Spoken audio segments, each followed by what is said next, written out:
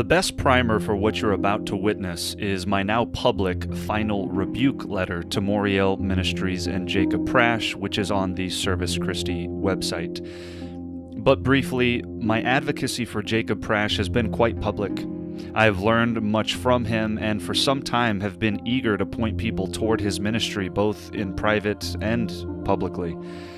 We have worked in tandem on several occasions, and while I have benefited from the way the Lord has used him and have no doubt that the Lord has given him unusual strength in many ways, I'm nevertheless called to judge all things without partiality, and am now stuck with the unenviable task of having to publicly rebuke and expose a man I once called a friend. Sadly, this man has revealed himself to have departed from the living God, and barring some monumental public repentance, I genuinely fear for his soul and eternal state. His response to my letter was so fraught with provably defamatory remarks and premeditated false witness as to make the reaction as bad or worse than the very issues which led to the rebuke in the first place. And as I have pointed others toward him in Moriel, others who are even now learning his hypocrisy subtly despite the many truths being said, I have an obligation to share with everyone the very concerns that led to my withdrawal of support in accordance with 1 Corinthians chapter 5, verses 11 through 13. May the Lord vindicate truth for his name's sake and use this presentation to alleviate any confusion.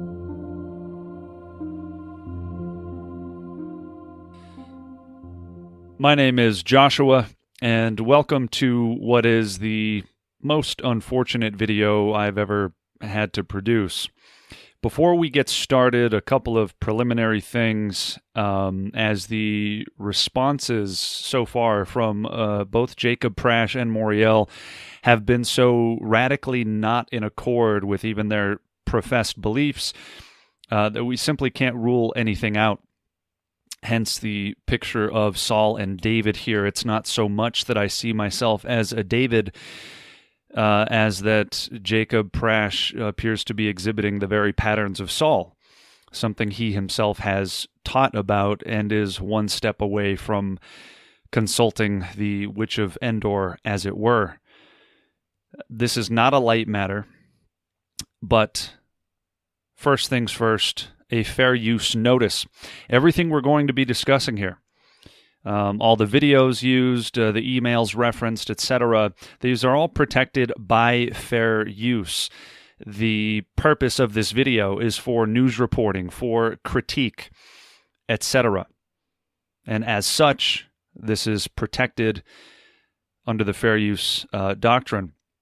It should be noted also that on Moriel's own website, or YouTube channel rather, they have a video up called The Silencing of Dean Gibson and Sonia Azam by Amir Serfati, in which they take great exception to Amir Serfati filing a fraudulent copyright strike to apparently silence these individuals. Moriel states in this video, for example, to misrepresent a fair use citation of a clip as a copyright violation is both dishonest and despotic. They go on to say, in order to suppress open, fair, and reasonable doctrinal disagreement or theological discussion is nothing short of lying. Amir Serfati's dishonest actions are shameful and unbecoming of someone claiming to be a saved believer in Yeshua. Further, they state, then Amir Serfati angrily blamed others as if he were a victim of something other than his own erroneous dogma. Now Amir files copyright violation claims where no violations exist. The habitual belligerence exhibited by Amir Serfati in response to those in honest disagreement with him has now been replaced by a policy of demonstrable dishonesty. This is Moriel's own standard.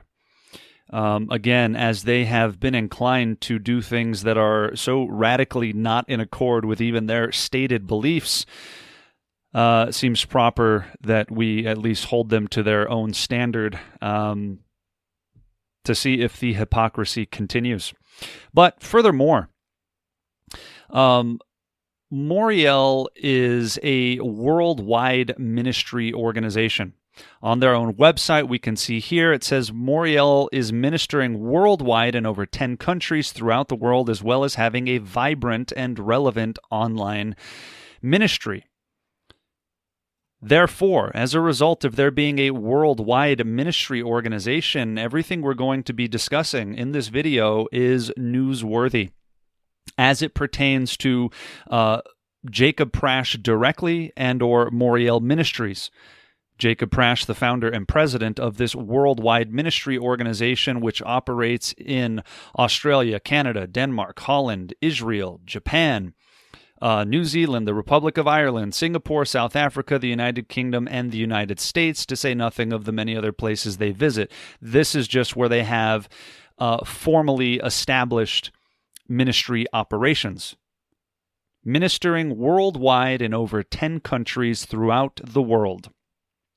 This also applies to John Haller, one of Jacob's cohorts, if you will, and partners, who also has a worldwide profile and is an active supporter and, according to Jacob, the legal counsel, a legal advisor to Moriel Ministries. This is newsworthy information. Every bit of it. What you're going to see is so thoroughly disturbing that there is just simply no response from Moriel or anyone else that will justify any of this. So, as these preliminary notes, fair use notice, and a newsworthy notice before we get into this very damning evidence. Some of the culprits here listed: Jacob Prasch, John Haller, Marco Quintana, Sandy Simpson, David Lister, and Blair Waugh. By no means an exhaustive list, but these are some of the main players. And this is only the beginning. I'm going to do my best to get through this introduction as quickly as possible. It is relevant backstory in setting the stage before we get into the actual meat and potatoes, if you will. I'm anticipating somewhere between 45 minutes and an hour. There should be timestamps listed below. But this setting the stage here is important in understanding how we got to this point and why this is so crucial and so thoroughly disturbing. Much of what we're going to be discussing was corroborated by former Moriel board member Amos Farrell, pictured here with Jacob Prasch. Amos Farrell was dismissed from his duties as a Moriel board member after raising some questions of his own several months ago. After I published my letter, my now public letter on August 5th, in which I mentioned Amos Farrell and did not speak positively about him. To his credit, he responded openly and honestly and corroborated with undeniable evidence many of the deductions I had already made. The evidence that Amos has provided has been quite helpful in establishing this beyond any shadow of a doubt whatsoever. The deductions were valid. Now it's inescapable, thanks to Amos. Now, Amos put out final Moriel/RTN message and apology on his own channel, Genesis Christian Radio, I believe it is. You can watch that video in which he admits his own involvement in some of this activity. Again, he was, as a mark of his own repentance, supplied this information. Some of it does not paint him in a favorable light, and nevertheless, he was honest and forthcoming. He didn't have to do this. I didn't know what he had. I didn't reach out to him, but he reached out to me and in fact did corroborate all of this. We'll listen to a clip from this video from Amos Farrell. The message, stroke email, and report sent by Joshua Chavez is true, is correct in all its ugly glory, shall we say, and much more. I was aware of all this, as was Charles, as were many other people. This can continue. Jacob needs to stand up, as does Marco, as does David Lister, the other board members from Morial. I was kicked out of Morial because I tried to raise these matters internally some time ago. I was asking those questions and they couldn't justify a plausible answer. The same questions with Joshua Chavez, a long-term friend of Jacob's, has not also asked, as have many other people. So for my part, I could have spoke up. I should have said something earlier. I didn't. So please take my apology. My repentance has been genuine. I could have said a lot more, but I said the reasons why I didn't. It doesn't justify it, but that's the truth. As you can see, Amos has independently verified and corroborated many of the things I was concerned about, and Amos and I are by no means the only two that have been concerned about things. But much of what we're going to discuss has to do with things that most people simply wouldn't be privy to, although many have voiced their concerns and have seen a regression in Moriel, have seen an obsession develop in Jacob, and even affecting the teaching itself doctrinally, teaching things with pretense to justify his own behaviors. And even Jacob himself has taught about this. When somebody's moral behavior goes off, it's a matter of time before it affects their doctrine, and such it is here. So, as a primer, I would urge you to read the letter, which was a private email that was sent to about 90 Moriel affiliates after their responses were nowhere near anything that could even be hinted at as repentance. About 2 days later, I made the letter public. You can read that on the Servus Christi website, why I can no longer endorse Jacob Prasch and Moriel Ministries. It is a relevant primer. My heart is on display in this letter. It was not approached lightly. These concerns have been mounting for over a year at this point. These are things that I have discussed with Jacob in private, things that I have discussed with Dave Lister and many others, and took great time with much long suffering to make sure that I wasn't wrong about these deductions. And indeed I wasn't. Again, if I can be faulted with anything, it would be in taking too long to address this, but wanting to give the benefit of the doubt to somebody who has been a friend and a mentor. These are things with such massive ramifications. You simply don't want to get anything wrong here. I would urge you to read this letter first. That was published August 5th. I received this letter from Jacob August 5th, right after I published the letter. Now, mind you, I had sent the email 2 days prior to this. And notice what he says: "We fought each other's battles and took cyber bullets for each other. Why would you turn on your friend, Joshua? I do not understand." See, this is all personal for Jacob. He demands personal loyalty from people at the expense of truth or objectivity, something the Bible expressly forbids. You're not supposed to show partiality in judgment. He says, "I loved you like a younger brother and never could have knifed you in the back." The way he frames it is false. "You will get your demanded response that you have no right to demand, and we are finished. Love takes not into account a wrong suffered. So I ignored your first shot at me in March." Now he's referencing an email I sent 4 months prior to this, on March 31st, in which I raised many of these objections then and received no meaningful reply from any of the Moriel board. Again, these are things that have been raised for months and have been left unaddressed. I responded to Jacob, "Jacob, I say in literal tears that I love you. I mean every word. I did not do this to hurt you, but to obey my Lord. I will pray fervently that I see you in glory. I'm not your enemy. May God reveal it to you. I truly love you with the love of the Lord. What motive would I have, Jacob? Ask yourself. This does me no favors. I will be ridiculed. But how can I disobey the Lord who bought me and deny him in the process? I did according to much of what I've learned through you from the Lord. Again, may the Lord reveal that my heart is his heart as best as I can discern. This may be the hardest thing I've ever done. I've been sick to my stomach for days. God knows. Every word of that was true. And for those adamant supporters of Moriel who would like to question my motives in this, unless you shed a tear about this, your questionings are without a leg to stand on.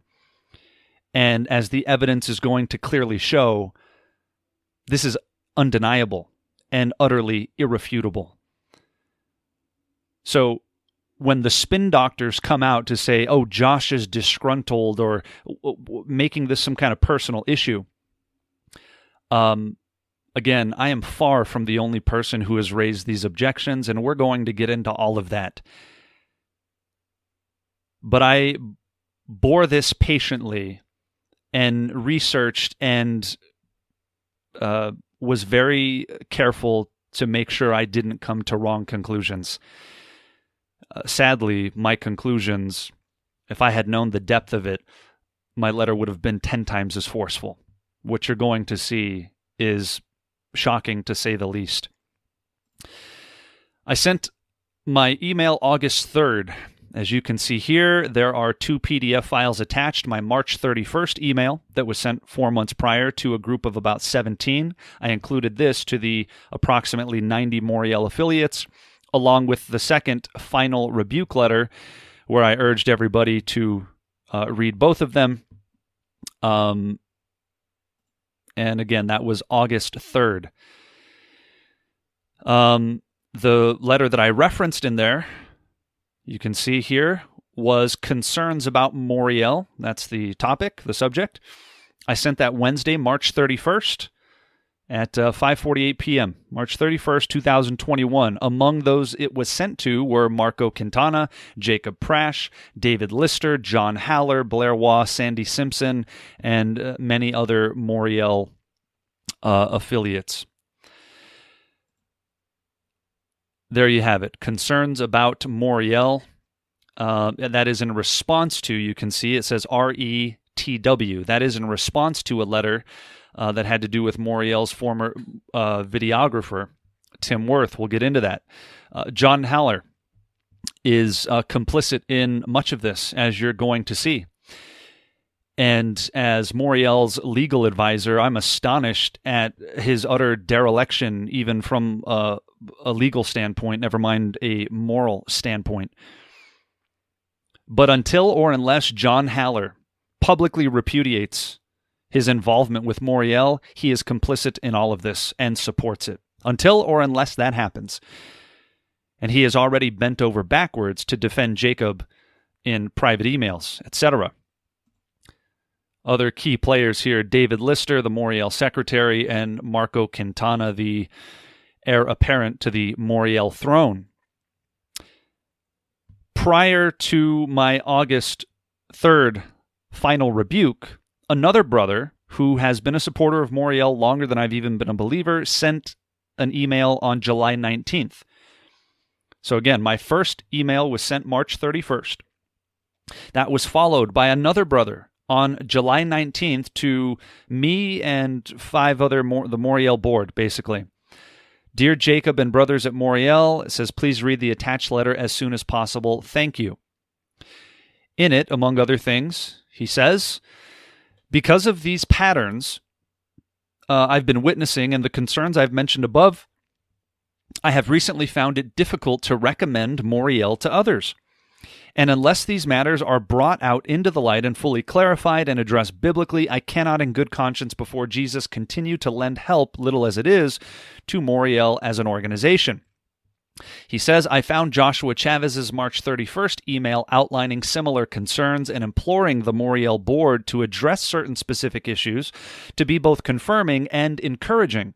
confirming in that someone else who was trustworthy and credible was seeing the same things, albeit from a different vantage point, encouraging in that it showed that someone close to Jacob and Moriel was willing to speak up about their concerns. His email provided an opportunity for reflection, searching of hearts, repentance, and righting the ship, but sadly, it seems to have been dismissed or largely ignored by Jacob and the Moriel board, and indeed it was. In that July 19th email, he also references Jacob's presentation on his Jewish ancestry, in which he says it was incompetently presented. He says there's another item that has concerned me that hopefully can be addressed more clearly. I thought the presentation Jacob made to prove his Jewish ancestry was poorly presented, and I'm concerned that it may have been more confusing than clarifying to those who have seen it. For example, the sheet that was presented didn't show the percentage of Jewish ancestry, but instead had a boilerplate migration map. The other sheet showing DNA origin percentages should have been presented. I know this because I have my DNA report from the same company. At best, the DNA video was incompetently presented. Presenting it more competently would remove any lingering doubt, deny Moriel's detractors this avenue of attack, and alleviate any confusion. What was Jacob Prasch and Moriel's response to this sincere email from a brother who has supported them for, again, longer than I've even been a believer? They ignored him. They ignored him. They did not address any of his concerns whatsoever. This is a personal friend of Dave Lister's. They completely ignored him. That was July 19th. A couple of weeks later, I issued my final rebuke letter, as they weren't poised to address any of these mounting concerns from myself and many others who have been staunch supporters and advocates of Moriel, but who could no longer defend these numerous and sundry problems. Again, August 3rd. I sent my now final rebuke letter, but it began in March 31st.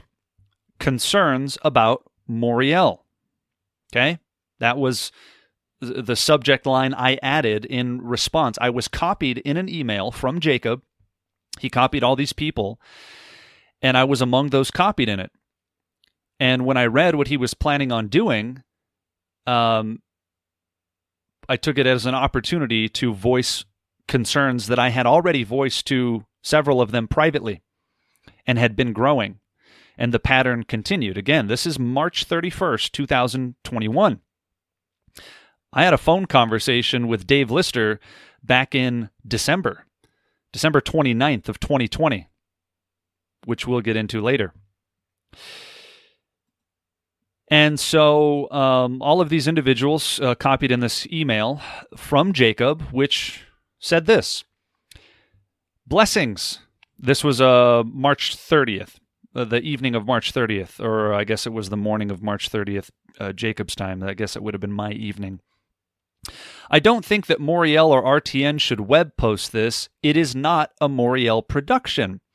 We should, however, hyperlink to it from Be Alert. This is a sister page to Moriel that is run by a woman named Suzanne Baruch and another man named Scott Brisk, I believe, two of Jacob's enablers. And Suzanne appears to be a co-conspirator with Jacob in some of the very disturbing behavior and actions we're going to get into later. He says it shows what Chris Roseborough, etc. need to resort to in order to get ammunition. Okay, what's he referencing? Well, Jacob cooked up some dossier on the former Moriel videographer named Tim Worth. This whole thing talks about Tim being a petty con artist and et cetera, et cetera. It's this big warning about Tim Worth. As you can see here, I've blotted it out, but Tim's home address was posted, along with Jacob's nickname for him, Tim Worth, a.k.a. Gonzo Tim Worthless. That's going to be important. Make a mental note of it. Jacob calls Tim Worth Tim Worthless. But he had his home address listed here, along with some criminal records, creditor reports, and a speeding ticket from 10 years ago, a bunch of petty nonsense. Again, this is what I was copied in. And I wasn't happy about it, and that's what prompted my response. Now, just briefly, part of what has made, what has precluded many Moriel supporters and advocates from listening to some valid concerns about Jacob are that some, not all, but some of Jacob's detractors, such as Tim Wirth, are massive hypocrites. Even if what they're saying is true, it's very difficult to listen to certain people who are clearly embittered to an obsessive degree and are raging hypocrites themselves. And these are things that I've told Jacob as well. One example is that, for example, Tim Wirth has accused Jacob of being an alcoholic. And yet on Tim Wirth's own public Twitter account, he's posting pictures of Patron tequila. A news reporter, Dagan McDowell, is talking about some news here and says she's lapping this up like a punch bowl of margaritas, to which Tim says, "Amen, Dagan," and then posts a picture of an actual bottle of Patron tequila. This is ridiculous. Here he is talking to the same woman who says to somebody, "Smooch my fat rump, that better for you, Dave?" Tim Wirth responds, "Sorry, Dagan, I have to disagree with you. Your rump is not fat. Happy Thanksgiving." He follows it up with, "Gotta love a feisty redhead." Then he goes over to actress Patricia Heaton's Twitter page and says, "You really get more pretty with age. Stay safe and healthy." Now, again, this is a man who has accused Jacob of making women feel uncomfortable, and while that might be the case, I've heard this from other people as well, it's nevertheless very difficult to listen to somebody like this. This has been the problem for many Moriel proponents. When somebody like this is leveling allegations against Jacob, you just simply don't want to listen to them. This is a troubled individual, and but nevertheless, Jacob's response to this is even more troubling. And this is what I took issue with. I don't know this individual, I just know of him. And yet, when Jacob was going to dox his home address, I defended him. Not because I think he's an upstanding citizen or a great guy, but because what Moriel was planning to do was wrong, objectively. So Jacob says, it is not a Moriel production. This is a very technical thing that Jacob does. Here is some of my response in that March 31st email. I said, "Jacob, you said it is not a Moriel production. What does this mean? Did you not produce that write-up about Tim Wirth with court records? If not, someone has successfully mimicked your syntax, cadence, lingo, etc. Does that mean the board didn't approve of it officially? I would caution against technicalities of this nature, if indeed it is one. We have an obligation to be honest before the Lord. He is not mocked. If this is not a technicality, my simple question would be, who produced it, if not Moriel? Something similar happened not long ago." I continued, "I understand your frustration with Tim Wirth, but this dossier of sorts begins by doxing Tim. Why is his home address listed and being urged to be posted publicly? This is simply wrong. Deborah Menelaus said, whoever created the Spoof Bethel Communications website about her several months ago did the same thing and also published her cell phone number, in addition to making comments pretending to be her, to be Deborah. I believe there was also a picture of her home. This website was apparently engineered for the sole purpose of aggravating Deborah herself until it was reported by her to the UK Cybercrimes Division, and it was deleted. I have near certainty that the architects behind that website are copied in and reading this email as well. This was before somebody made a veiled threat to Deborah saying they would pay her a visit and called her a smelly, AIDS-ridden, unwanted piece of garbage. Here's the full comment, and then I posted the comment. I said, if Moriel has any knowledge of who wrote that threat, which we'll get into in a bit, you need to speak up and address it.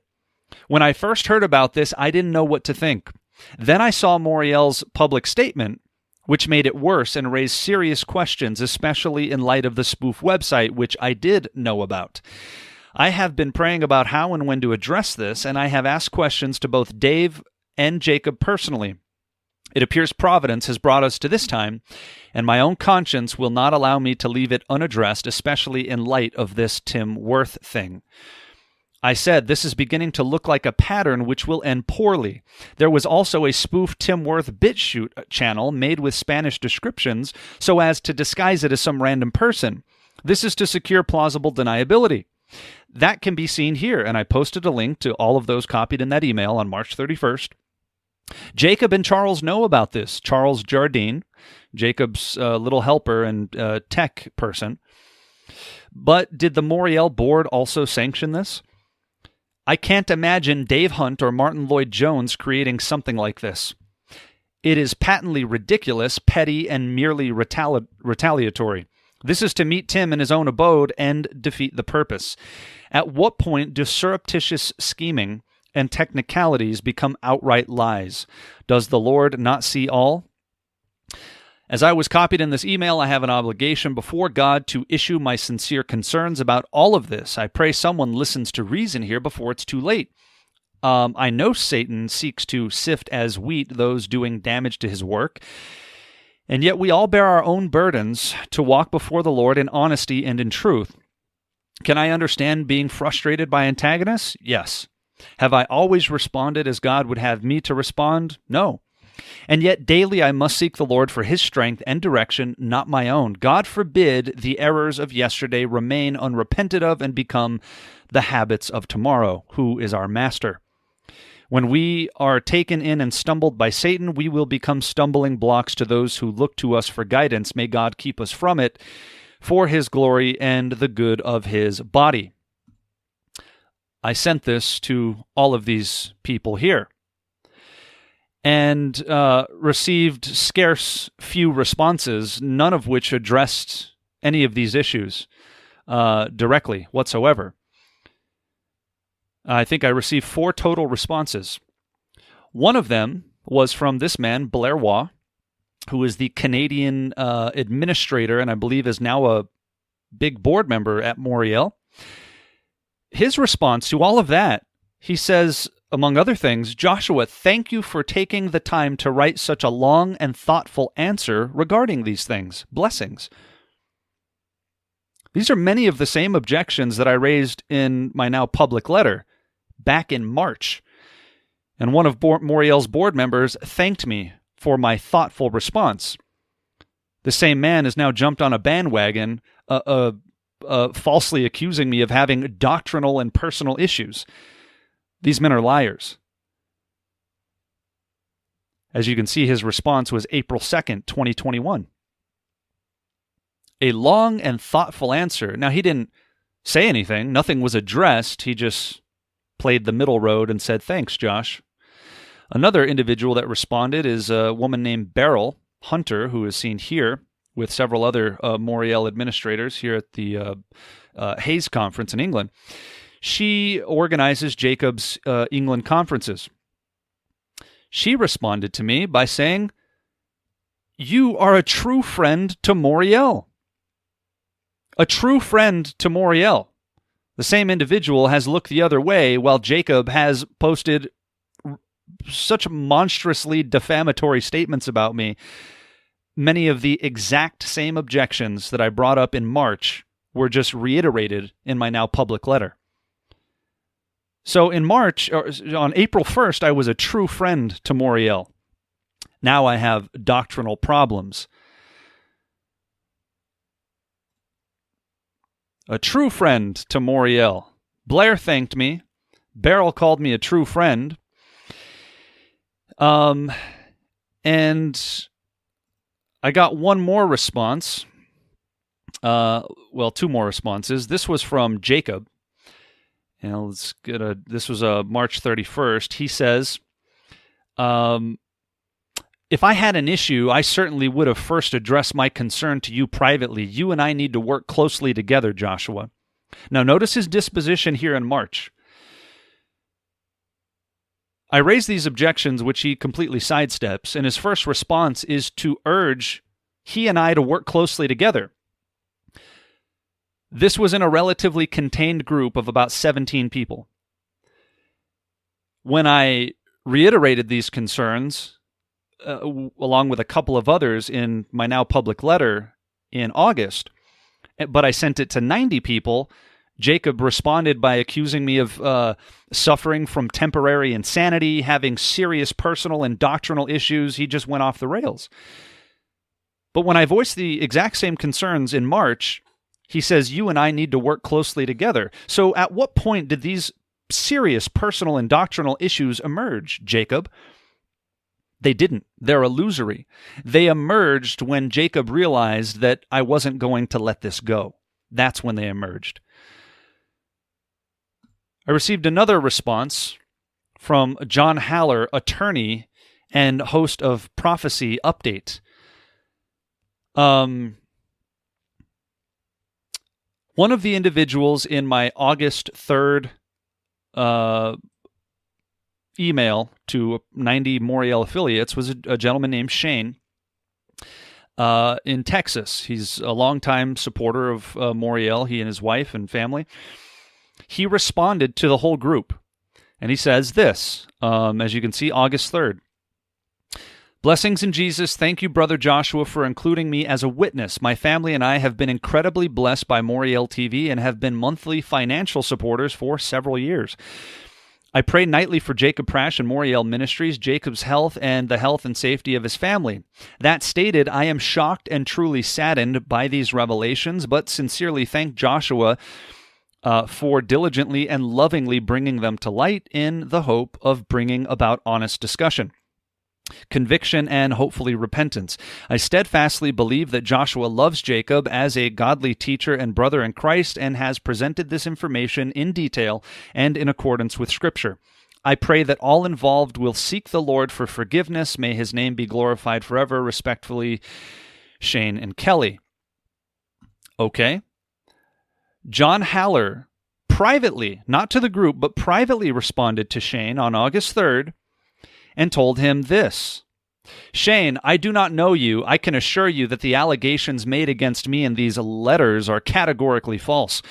Why don't you reach out to us individually before sending an email to a large list to build this up? I'm saddened. No, you're not. I'm saddened that you thought this was appropriate. I get thousands of emails each week. I had not seen Josh's March email until this evening, he says. Now, this is August 3rd. I think your email is out of line. Blessings in Jesus. What an absurd and unsubstantiated salutation. Blessings in Jesus. Jesus is not involved in your conspiratorial lies, John Haller. Why do I say that? Look what he says to Shane on August 3rd. I had not seen Josh's March email until this evening. Is that so, John Haller? Here you go. Here's my March 31st email. Concerns about Moriel. Here's a direct response from John Haller.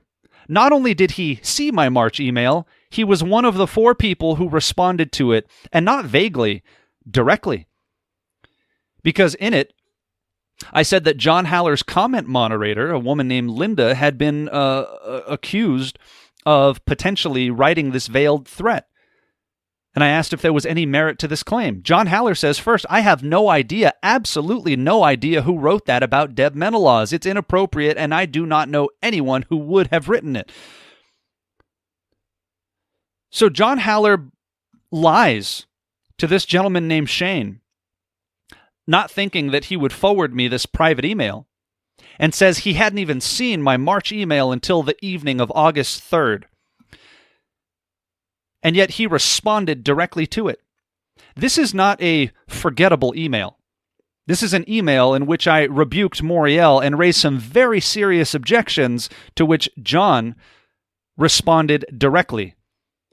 He absolutely knew what he was doing, and he lied on purpose. He bore premeditated false witness against me to this individual, Shane. March 31st, 2021 at 7:21 p.m. is John Haller's response. As you can see, responding to my email concerns about Moriel. I had not seen Josh's email until this evening. John Haller is a barefaced liar. Now, this would not qualify as moral turpitude, but if it were up to me, it would, and you'd be disbarred, John. You're a liar, and you ought to be ashamed of yourself, both as an attorney and especially as a so-called Christian. Premeditated false witness, and this is Moriel's legal advisor. You're going to see that the people closest to Jacob are very much of the same mind as Jacob. Birds of a feather. And the closer you get, the more is revealed. You'll notice that many people who have been close to Jacob over the years, those are the people that are most staunchly opposed to him. His strongest advocates are people that don't know him. The closer I got and the more I knew, the more disgusted I became, but I couldn't have guessed just how deep this rabbit hole went. But that's John Haller, bearing premeditated false witness against me. John Haller, the prophecy expert. You don't have to be a prophecy expert to see how this is going to go. Perhaps John Haller should spend more time on prophecies such as, in the last days, men will be lovers of themselves, despisers of what is good, slanderers, etc. John Haller is fulfilling that prophecy as we speak. And in God's court, he would be and will be disbarred. Shameful. A shameful liar. Here's what Jacob said to that same brother, Shane, privately. Shane, Joshua has very serious problems, both personally and doctrinally. These things he states are not true, and those who know both him and me know that they are not true. In Jesus, Jacob Prasch. Again, this is not in Jesus. Jesus has nothing to do with you at this point, Jacob, and until or unless you repent, you are on a dark and dreadful path. And everything I said about him is true, and the evidence is undeniable. But notice what he says here. He has very serious problems, both personally and doctrinally. Remember what he told me in March? Come on, Josh, you and I need to stick close together. Yeah. Jacob never had an objection about me until after August 3rd. Never once.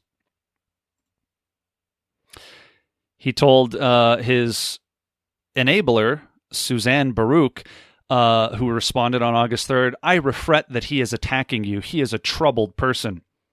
Suddenly I'm a troubled person, but for the last several months, Jacob has been begging me to film a video with him.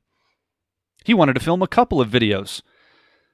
Suddenly, when he realized I wasn't going to let it go and I sent it to a large group, I suddenly developed personal and doctrinal problems. Jacob Prasch is a liar. Here's what he sent to Amos Farrell. Joshua's actions in sending such a hideous email to 90 people was not even rational. Notice what he says. I didn't mind his previous email, even though I disagreed with it, but a massive circulation like this is dangerous. Translation, too many people will know my secrets. He realized I wasn't going to let it go. When I sent it to a relatively containable group of 17 people, he said, come on, Josh, we need to stick together. Then this other brother sent his email on July 19th, which they ignored. 2 weeks later, I sent my final rebuke to 90 people. Suddenly, Jacob got worried and went into damage control and spin doctoring immediately. All of a sudden, I had serious personal and doctrinal issues. Despite the fact that on Moriel's own YouTube channel, you can find several of the videos that I've produced. We'll go through just a couple here. You could see there's the Chris Rosebrough video that I produced on Moriel. There's a John MacArthur and Rick Warren video. This is on Moriel TV. Let's see here. There's the Catholic Church video I did on Moriel TV. Let's see. There's an interview I did with Jacob about the first seal potentially being broken. There's the Justin Peters Hypocrisy video here on Moriel TV just a few months back. And there's the Gospel Gangsters and Bible Bullies on the Servus Christi channel. It's called the Ministry Mafia and Theological Thugs, which ironically Jacob seems to be the Don Corleone of his own mafia, at least in his mind. This is in response to false and defamatory allegations from the maniacal Jordan Hall, who's being rivaled by Jacob Prasch at this point. Jacob was eager, very eager to get that posted on Moriel TV immediately because he knew these allegations were false. In fact, Jacob Prasch urged me to sue Jordan Hall. Now Jacob, in his desperation, has resorted to trying to revive patently false allegations from Jordan Hall to use against me. That's how bad it's gotten, the patterns of Saul, in sad but exquisite detail being rendered by Jacob. So, and I also had a Southern Baptist Convention video up there. Jacob has partnered with me multiple times, and not once prior to August 3rd did he ever suggest I had a personal or doctrinal issue. Nope. This all developed as a direct result of my final rebuke to Moriel to this large group when he realized I wasn't going to let it go, and Jacob has to retaliate. He lives for vendetta. I'm by no means the only one. And so Jacob sent me this email, August 25th. After a few weeks, I had said nothing. And he was apparently getting a little nervous. I hadn't said anything in weeks. This was August 25th. There has been enough is the subject line. You made your attack against, notice how he phrases everything. It's all in war language. It's all over the top dramatic. You made your attack against my ideal preferences. I was forced to respond. J.D. Hall has a hold of it. Any good we did together by God's grace is gone. The big winner can now only be the devil. Drop this, Joshua. I don't want to be forced to use the ammunition I have against you. Translation: Jacob will repay evil for perceived evil. He might as well just say, I'll repay evil for evil, even though what I'm doing is not evil. This is commanded. I have legitimate actual concerns. Jacob, with his blackmail email of sorts, saying, don't force me to use the ammunition I have against you. So-called ammunition that he doesn't deem worthy of talking about in general, but suddenly says, if you say something about me, then I'll say something about you. This is the character of Jacob Prasch. Not merely disqualifying him from teaching, but of such character that he is to be disfellowshipped from. Drop this, Joshua. I don't want to be forced to use the ammunition I have against you. I don't hate you. I just hate betrayal. You have another view. It's all personal for him, right? Love does not take into account a wrong suffered, so I ignored your first sniping in March. That's the problem, Jacob. You ignored valid concerns that I raised in March. Then another brother raised more valid concerns, July 19th, and you ignored those. A man who is rebuked often and stiffens his neck or hardens his heart will be destroyed suddenly, and that without remedy. Remedy, the Bible says. That's the problem. Jacob has been rebuked often and keeps on hardening his heart. We have both made our points, and continuing this will be of the devil. The Lord doesn't want it, and neither do the people, except for Hall, etc. Don't presume to speak for the Lord, Jacob. You're doing Satan's work at this point. Please drop this. I will never mention you again, and you ought to do the same. We both have better things to do. Can you hear the nervousness in his email? He knows what I'm talking about is valid, and he doesn't want it to come out. There's no need to respond. Just end this before any more unnecessary strife, he says. Jacob, the blackmailer. I will never mention you again, and you ought to do the same. We both have better things to do. No, we don't, Jacob. If he truly believed I was such a threat to the body of Christ, then he knows I don't have better things to do, and he has an obligation to warn everybody. He doesn't believe that. This is a lie. This is all retaliation. This is vendetta. This is damage control. This is spin doctoring. This is evil. This is malicious. And this is the work of the devil.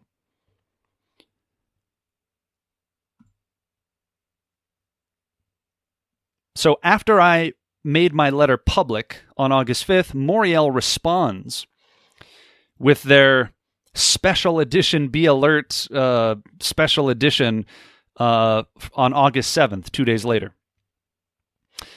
in which they say, there you go, August 7th, Amos Farrell, former board member, believes that Marco Quintana was the final author of this, although this is clearly Jacob's dictation.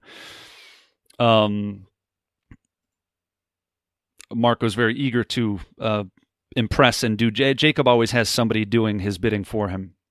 Here's what they say. The board of Moriel finds itself baffled by a recent list of 8 conjectured charges, none having any real proof against Moriel. None having any real proof against Moriel, and that's what we're going to get into now. There's no proof. I'll let you be the judge.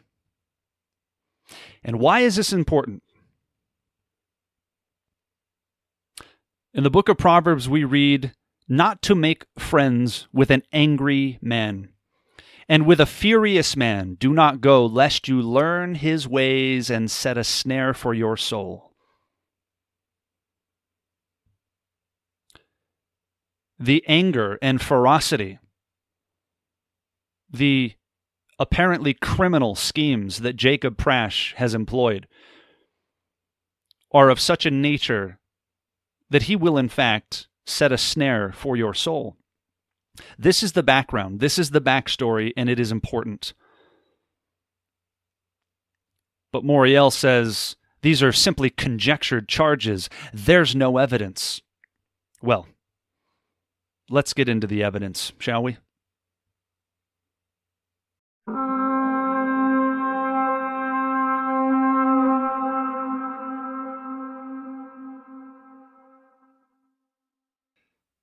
Well, here's the evidence.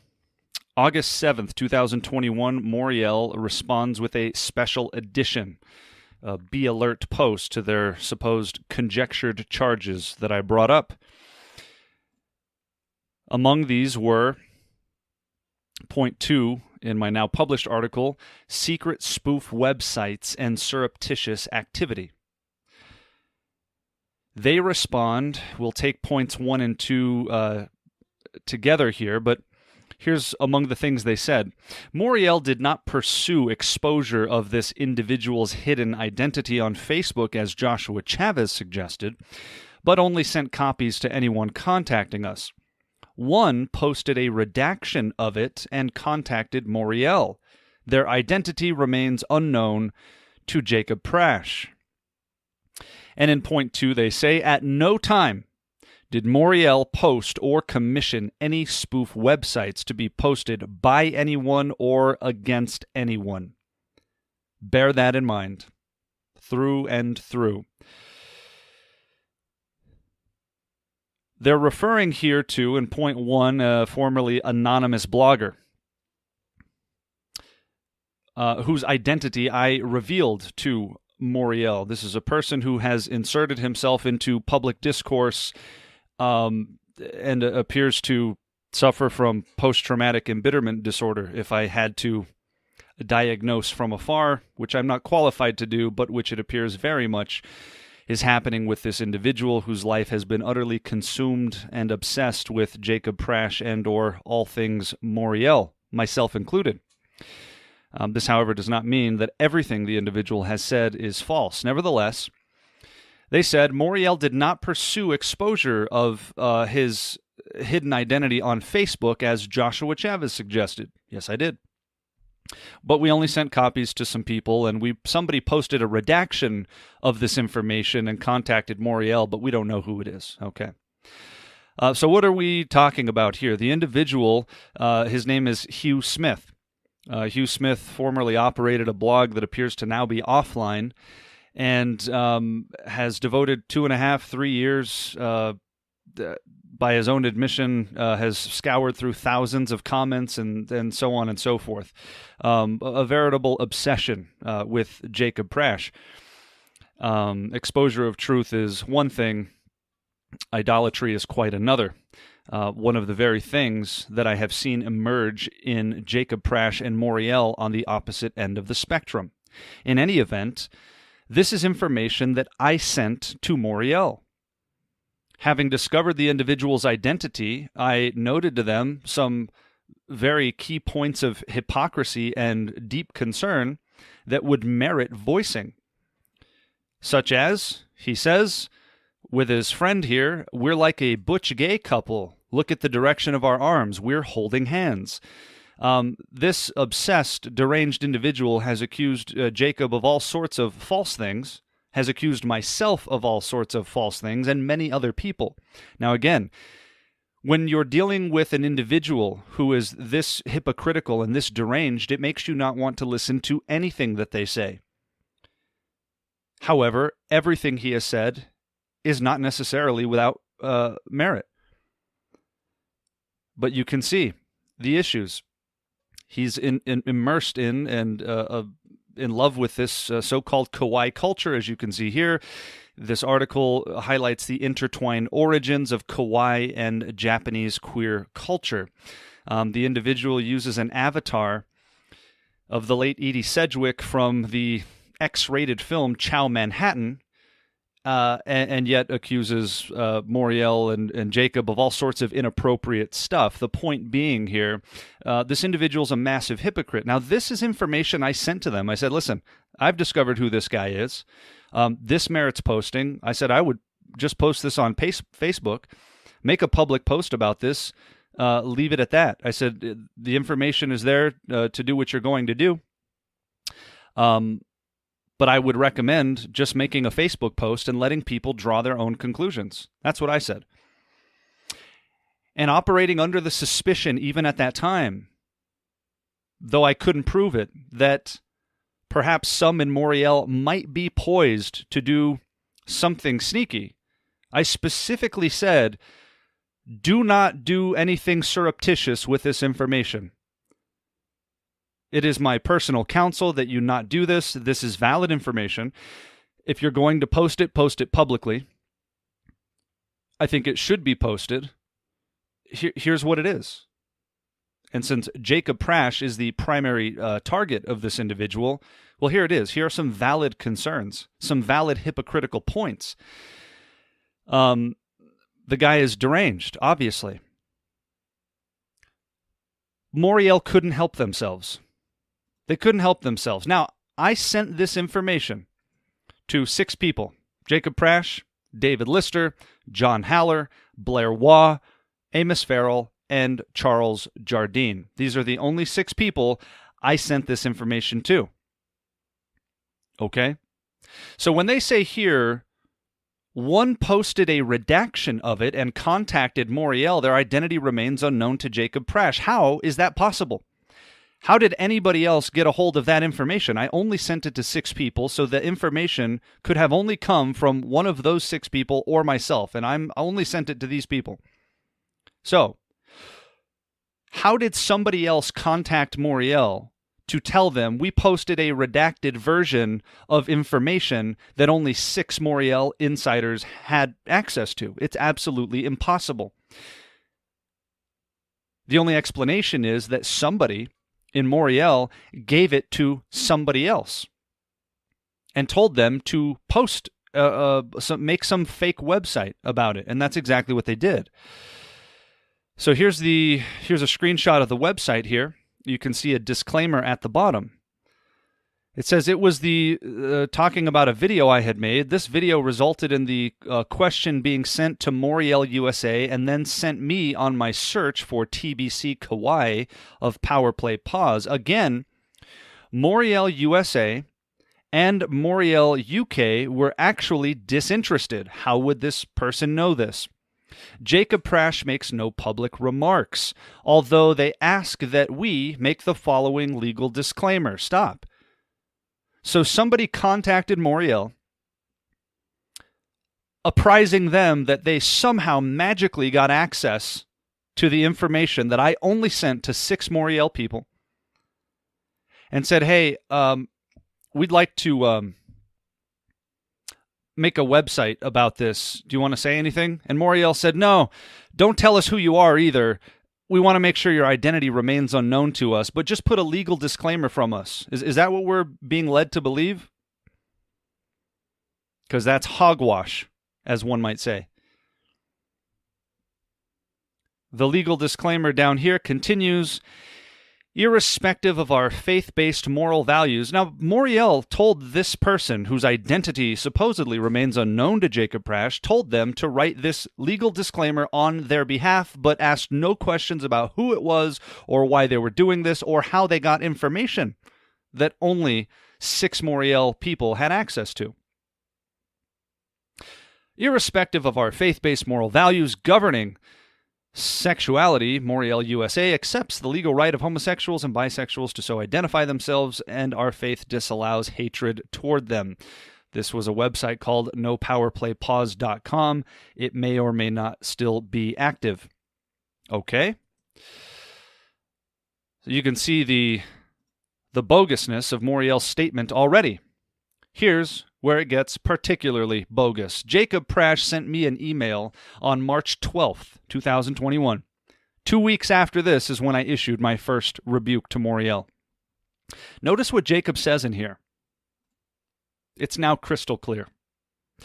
Jacob says, I just want to wait until whoever is doing it, whose identity is being kept from me at my own request, gets the Jockey Smith thing up, because it links Rosebrough's promotion of a homosexual with the alleged homosexuality of Joshua Rosebrough as Rosebrough's motive for aligning with a homosexual, which corresponds to this disclaimer at the bottom of a website that, according to the official Moriel statement, Jacob doesn't even know their identity. Well, why is that? According to Jacob himself, their identity was being kept from him at his own request. What does that mean? That means that Jacob must have commissioned someone to then commission someone else to create this bogus website, but he asked that they don't tell him who did it. So that if anyone ever asked him if he knew who created the website, he could always say, I don't know. And he'd technically be telling the truth. The levels of scheming here are absolutely baffling. Their identity was being kept from him at his own request, always with an ulterior motive, always with the mission of securing plausible deniability. So Jacob Prasch did commission a spoof website. He must have. Otherwise, how could he have made a request that their identity be withheld from him? How did the person who made the website get access to the materials that only Jacob and a few other people had? Nope, Moriel couldn't help themselves. They had to create some spoof website to do it. But according to their public statement, they never did such a thing. At no time did Moriel ever commission or post any spoof websites by anyone or against anyone. Lies. And it's only just begun. Their identity was being withheld from Jacob at his own request. You don't see scheming like this typically outside of corrupt politics. Now it makes perfect sense. Jacob did commission a spoof website. Then he gave them a disclaimer to speak on Moriel's behalf, but then pretends, we don't know who did it, we didn't even ask any questions, we didn't want to know who was putting it up.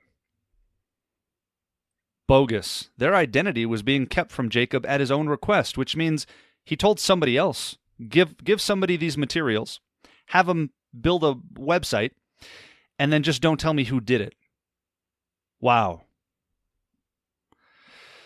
We need to acquaint ourselves with Jacob's minion and right-hand man in all things nefarious, Mr. Charles Jardine or Charles Jardin. He is an IT guy who has done much of Jacob's dirty work for him, having the technical know-how that Jacob does not. If you go to the RTN website, in the About section, we scroll down over here, and you could see it is engineered by Nathan Software. Okay, RTN TV is this new platform that Jacob and Moriel are promoting. Nathan Software engineered it, as you can see from this LinkedIn profile, Charles Jardine, owner at Nathan Software, right? Charles Jardine builds websites, just like he built RTN TV. That's Charles. Charles is a key player in much of what we are going to discuss. Let's start here. Charles sends this link to Jacob on July 1st. It's a BitChute link that says this can be shared with whoever. All done via a proxy, a platform to fight fire with fire. I'm going to post it on his platform. Notice the subject line. See if we can zoom in there. It says all spoof. What was Moriel's official statement? At no time did Moriel commission any spoof websites to be posted by anyone or against anyone. And here's a subject line from Charles Jardine reading all spoof with a link to a BitChute channel stating that it's a proxy, a platform to fight fire with fire. It certainly appears that Charles was the creator of this. When we compare these BitChute channels, you click on the link. It should still be active. It was last time I checked. Who knows if Charles hasn't taken it down at this point, but in any event, you can see the links are identical here. I have them circled, and it links to a BitChute channel called Exposing Stupid People about former Moriel videographer Tim Worth. You can see Jacob's nickname for him, Tim Worthless, is writ large with some Spanish words coming after it. You see, Charles and Jacob wanted to disguise this channel and make it look as though some Spanish-speaking individual did it, as if anybody other than Jacob would have the motive to produce something so ridiculous, utterly ridiculous, with the name Tim Worthless. So here's the channel. There's Spanish words in the descriptions. You can see the link up top is identical. There's the BitChute URL. Down here, you can see they describe this channel. Some idiot from the USA. Un idiota de los Estados Unidos. Because that's clever. It'll make you think some Spanish guy did it. Some Mexican guy. Certainly not Jacob Prasch or Charles Jardine. And they go on to give a Spanish description, right? So what's on this channel? Well, this channel has 2 videos posted on it. 2 videos, one called The Tim Worthless Band, and the other one's called Tim Worthless, Exposing Stupid People, etc. Okay. So we know Charles has the link and described this as all spoof, and we know Jacob's nickname for Tim is Tim Worthless. Now, when we click on the first video, the Tim Worthless Band, on top, it's a video of some guy singing horribly, and this is meant to mock and make fun of Tim, who has some kind of musical background, apparently. The description of this video, which was apparently scripted by Jacob and written by Charles, says the Tim Worthless Band. The son of an idiot, Worthless was born. He began exploring music as a drummer player at the age of 1, gradually expanding into supporting singers that can't sing. While a student at the Donkey Stupid Big Ear Schools, he recorded a damage liability tape which came to the attention of Chris Roseborough, minister of a famous apostate church. Soon afterward, Worthless performed 2 other songs that are not fit for human consumption. A piece composed by the Son of Perdition, and Metronome, a song compressed by himself so it could only be heard by his first wife. Worthless performed live throughout America until after his high school graduation, when he joined an international church performance in Apostasy. That ridiculous drivel is the brainchild of none other than James Jacob Prasch, who, having an obsession with many people, has an equal obsession with Tim Wirth as Tim Wirth has with Jacob Prasch. Now, while I don't agree with this individual and I think he's a massive hypocrite, this is absolutely ridiculous. And is now the second example of a spoof site that was in fact commissioned by Moriel against Moriel's enemies. And you can see from the date, this was over a year ago. This is not new, folks. This is what Jacob Prasch, the Bible teacher, has been doing for quite a while. The 2 videos should still be up there. Here's another link from Charles Jardine with another BitChute channel. He sends it to Jacob and to Amos and says, Amos, you can use the share on Facebook button on BitChute. The video, like YouTube, is still rendering. The quality should get better. What does that mean? That means Charles is the one that made the video. If he knows it's still rendering, then he's the one that posted it. And if we zoom in here, you can see the subject line reads, The Daniel Project. Of course, a reference to Deborah and Stuart Menelaw's The Daniel Project, in which Jacob Prasch himself was a participant and has talked about ad nauseum for approximately 3 years. So there's another link. The video is still rendering. Proof positive that Charles absolutely created this one, which I do not believe is working at this time. So that's now 3 separate spoof sites or links that Jacob Prasch was behind, and at the very least made aware of clearly by Charles. But Charles is not the architect. Charles is a worker. Jacob is the architect, and you're going to see proof of that very soon. Here's another from Amos. Subject line reads, Bethel Communications bogus Facebook page. This is sent to Charles and Jacob. I have posted 2 articles, one regarding the new cleaning company, the other the revised winter solstice post. Again, Amos forwarded these things and has admitted, obviously, his involvement here. And I appreciate his honesty, even in sending things that don't paint him in a good light. And he's acknowledged that. Here it is. So there's a bogus Bethel Communications Facebook page. Bogus, spoof, pick a synonym. What is that, 4? That's now 4, I think. Okay. Bethel Communications bogus Facebook page that Jacob was made aware of. But not just made aware of. Jacob is the author and the architect behind all of it. We go over here. I get these strange messages from Jacob at the beginning of December 2020.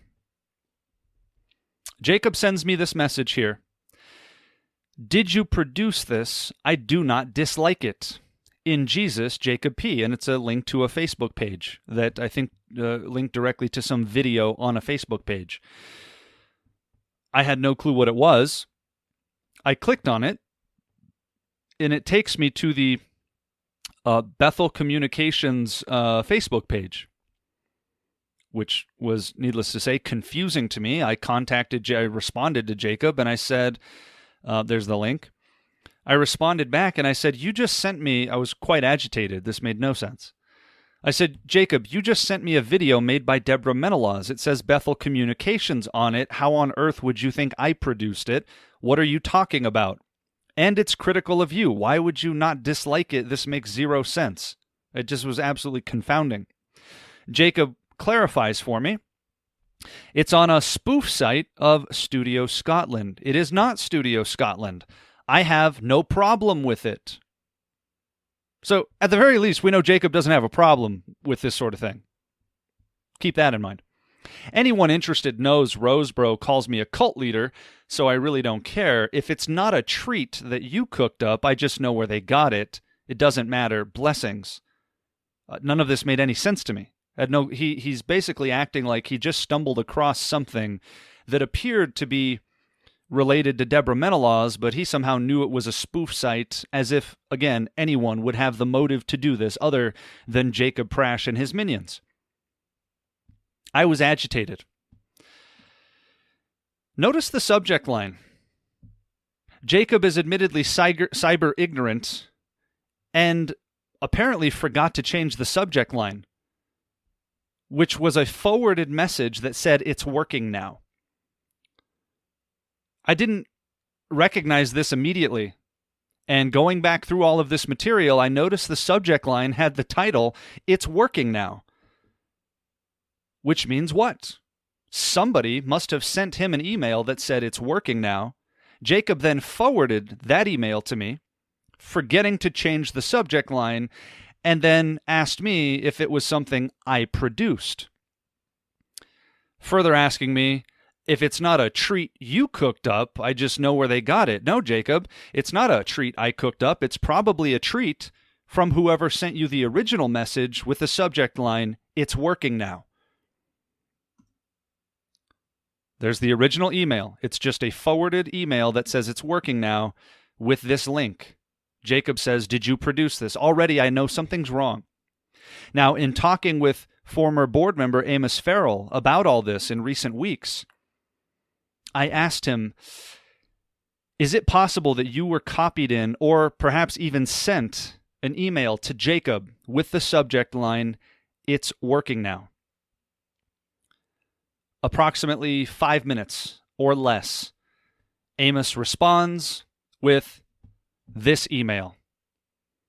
December 7th, precisely 17 minutes before Jacob sent his email to me, Amos sent this email to Jacob Prasch and to Charles Jardine, It's Working Now, with the exact same Facebook link. There it is. Same Facebook link. It's working now. Jacob received this message at 6:54 p.m. Great Britain time. 17 minutes later, forwarded me that exact message, forgot to change the subject line. It is now 12:11 p.m. where I reside, and then had the audacity to ask me if I produced it. The levels of scheming here are nothing short of demonic. Jacob was attempting to establish some alibi of ignorance, so that if anybody ever asked him, if this ever came back to him, did you do this? Did you have something to do with this? He could say, oh, I didn't know. I thought Josh did it. He appears poised to blame me. But notice he still puts in parentheses, I do not dislike it. And in his other message, I think he said, I don't disagree with it. And then he called it a treat. You know why? You know why he doesn't dislike it and why he doesn't disagree with it? Because it was his idea. He commissioned Amos to do this. It's working now. For all of Jacob's intellectual ability, this is bafflingly stupid, to be frank. Thankfully for us, he's incompetent when it comes to this, because now he's caught himself in a red-handed lie. And thanks to Amos for his honesty in a show of genuine repentance, forwards the exact email that incriminates Jacob as a liar, a calculated, premeditated liar, establishing an alibi of ignorance, not unlike what he did with the previous spoof site that we saw. Their identity is being kept from him at his own request. This man is sick. Did I produce it? No, Jacob. You got an email from Amos, and then you forwarded it to me and asked me if I produced it? You are a twisted individual. You have no business teaching the Bible to anybody. And anybody who continues to support Moriel Ministries after this is complicit as well and helps bear their guilt. Again, this corresponds 2 days prior. Amos is talking about this Bethel Communications Facebook page. So Jacob knew exactly what was going on. attempting to establish an alibi of ignorance. Did you produce this? What a liar. Jacob Prasch and Charles Jardin, the two primary culprits.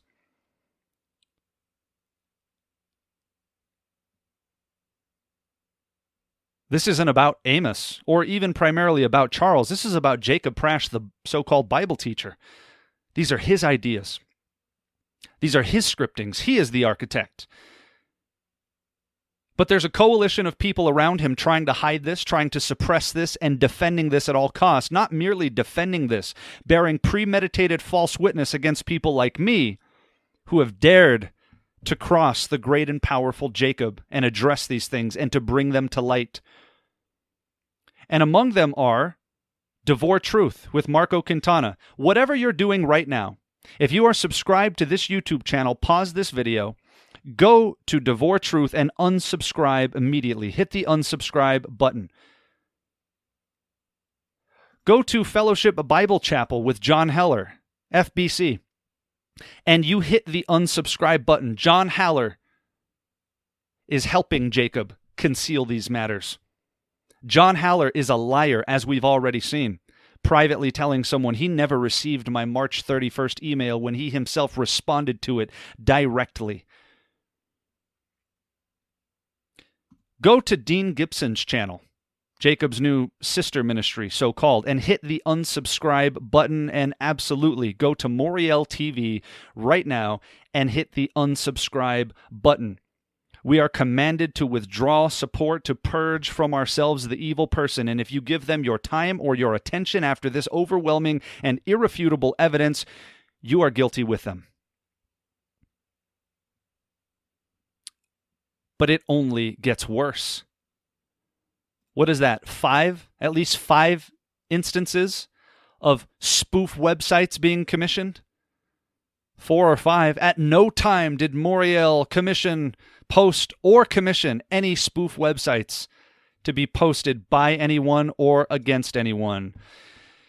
And here's where the plot thickens immensely. Here's a website that was linked to that bogus Facebook link that Jacob sent me. Did you produce this? The one that he knew Amos had just sent him.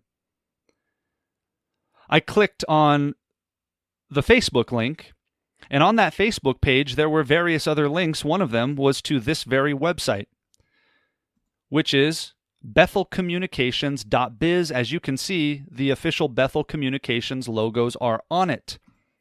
bethelcommunications.biz. It may or may not be active at this juncture. Nevertheless, this is clearly designed to look like the real Bethel Communications or website. It's a .biz account, so you know that's not it. But they stole their logos. And there's all sorts of disparaging material about Deborah Menelaus and some strange videos, etc. Among the posts on there is this post about winter solstice, which we saw Amos reference in the Facebook link about the bogus Bethel Communications Facebook page. Okay. When I clicked on the link, I noticed this phrase on the side. Now, I'm seeing a spoof website. Now, Jacob's feigning ignorance. Well, I don't know where it came from. If it's not a treat you cooked up. I see this phrase here. Is this a ministry or a business? And I instantly knew Jacob was behind it. I couldn't prove it, but I knew this was the case. And I knew that because approximately a year prior, for several months, Jacob asked me repeatedly if it was a good idea for us to make some kind of website talking about Deborah Menelaus and whether she has a ministry or a business. He repeated this question. Jacob will get phrases, kind of mantras in his mind, and he will repeat them ad nauseum. I know you've seen him do it. He kept asking me this exact question. Is this a ministry or a business? And I told him it was not only not a good idea, it was a very bad idea. I told him I don't know how to do that, first of all. I'm not a website developer. And even if I did, that's ridiculous. No, you shouldn't do this. No, it's not a good idea. But But he kept asking me. I kid you not, he probably asked me about a dozen times over the course of several months, to the point where I got angry and was somewhat sharp with him and told him to drop it, to stop asking me this question. I told him it was ridiculous and he shouldn't have this desire. I've never seen such an incessant preoccupation with someone else as I have with Jacob and Deborah Menelaus and so forth. This is one of the points I mention in the article. Except for Jacob's counterpart, Hugh Smith, whom Jacob, I believe, is in the process of suing as we speak. I couldn't prove it, though. I knew Jacob did this. Of course, there's pictures of Deborah, all of this different material. There's links to their film The Daniel Project on here. There's a picture of a devil to be continued featuring Deborah Menelaus. A picture of her cleaning a toilet. All of this stuff. The architects behind this were Jacob Prasch and Charles Jardine. They created this spoof website. What does that bring us to? Number 6? Well, how do you know they created it, Josh? You just said you couldn't prove it. Well, I couldn't prove it then, but I can prove it now. Thanks in large part to Amos. Amos forwarded this. This was sent to him and to Jacob from Charles on December 15th. There you can see the link, bethelcommunications.biz. Now it's easy to add new content. I will get together with Amos and compile the additional info required ASAP. Charles of Nathan Software. Well, what do you know? You can now add new content. So Jacob's right-hand man, his IT person, who built their RTN website, which obviously you can tell has nothing to do with the remnant nor the truth, admits that he built this website. This is the brainchild of James Jacob Prasch. Charles didn't do this unilaterally. And Jacob never objected to it, just like he didn't object to the other things when he said, I don't dislike these things. No, of course he doesn't dislike them. Jacob lives in a clandestine world. He lives in a fantasy of espionage. But Jacob himself was the chief architect of this website. How do you know that, Josh? I'm glad you asked. Here's the proof. In an email sent from Jacob Prasch to Charles Jardine and to Amos Farrell, entitled Pride Lies in Videotape. 3 words, ironically, that can sum up Jacob's life at this point. Here it is. December 5th, 2020, from Jacob, Pride, Lies, and Videotape.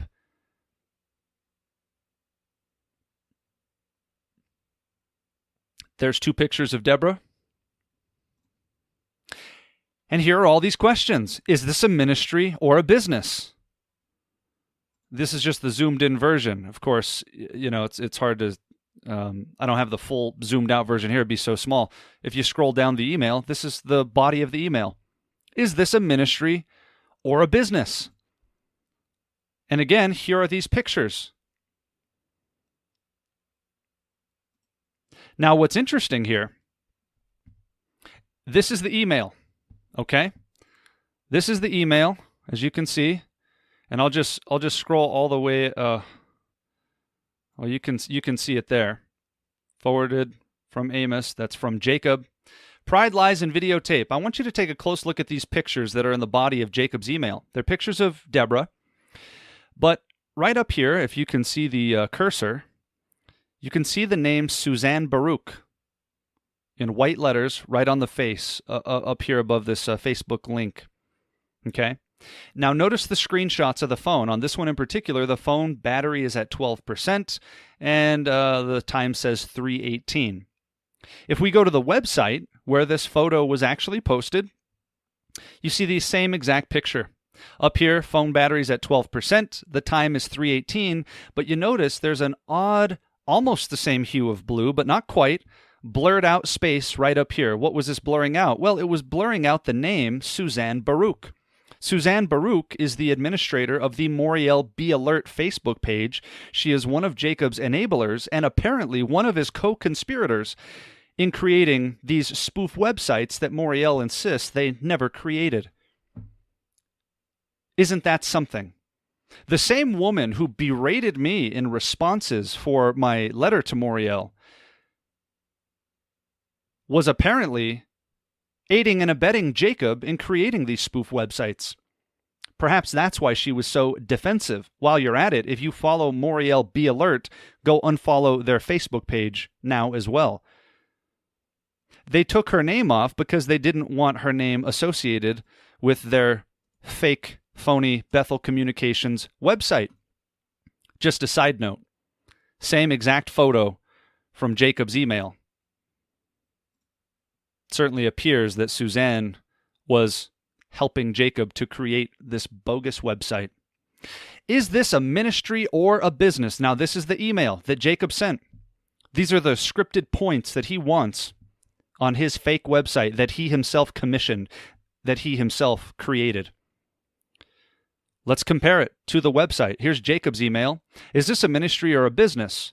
True, Deborah Menelaus did hire Carol Goodall commercially with the profits of the film, The Daniel Project, after the rights were sold to Hollywood, Paramount Pictures, California, etc., etc. Now let's go to the website. True, Deborah Menelaus did hire Carol Goodall commercially with the profits of the film, The Daniel Project, after the rights were sold to Hollywood, Paramount Pictures, California, etc., etc. Verbatim. Verbatim. And we could keep going. Let's go to the next section. Anyone who knows Deborah, this is on the website, by the way, all right, where they put a picture of Deborah scrubbing a toilet, Bethel Communications website.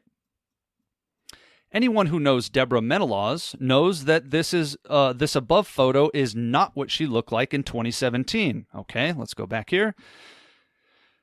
Second paragraph, anyone who knows Deborah Menelaus knows that this photo is not what she looked like in 2017.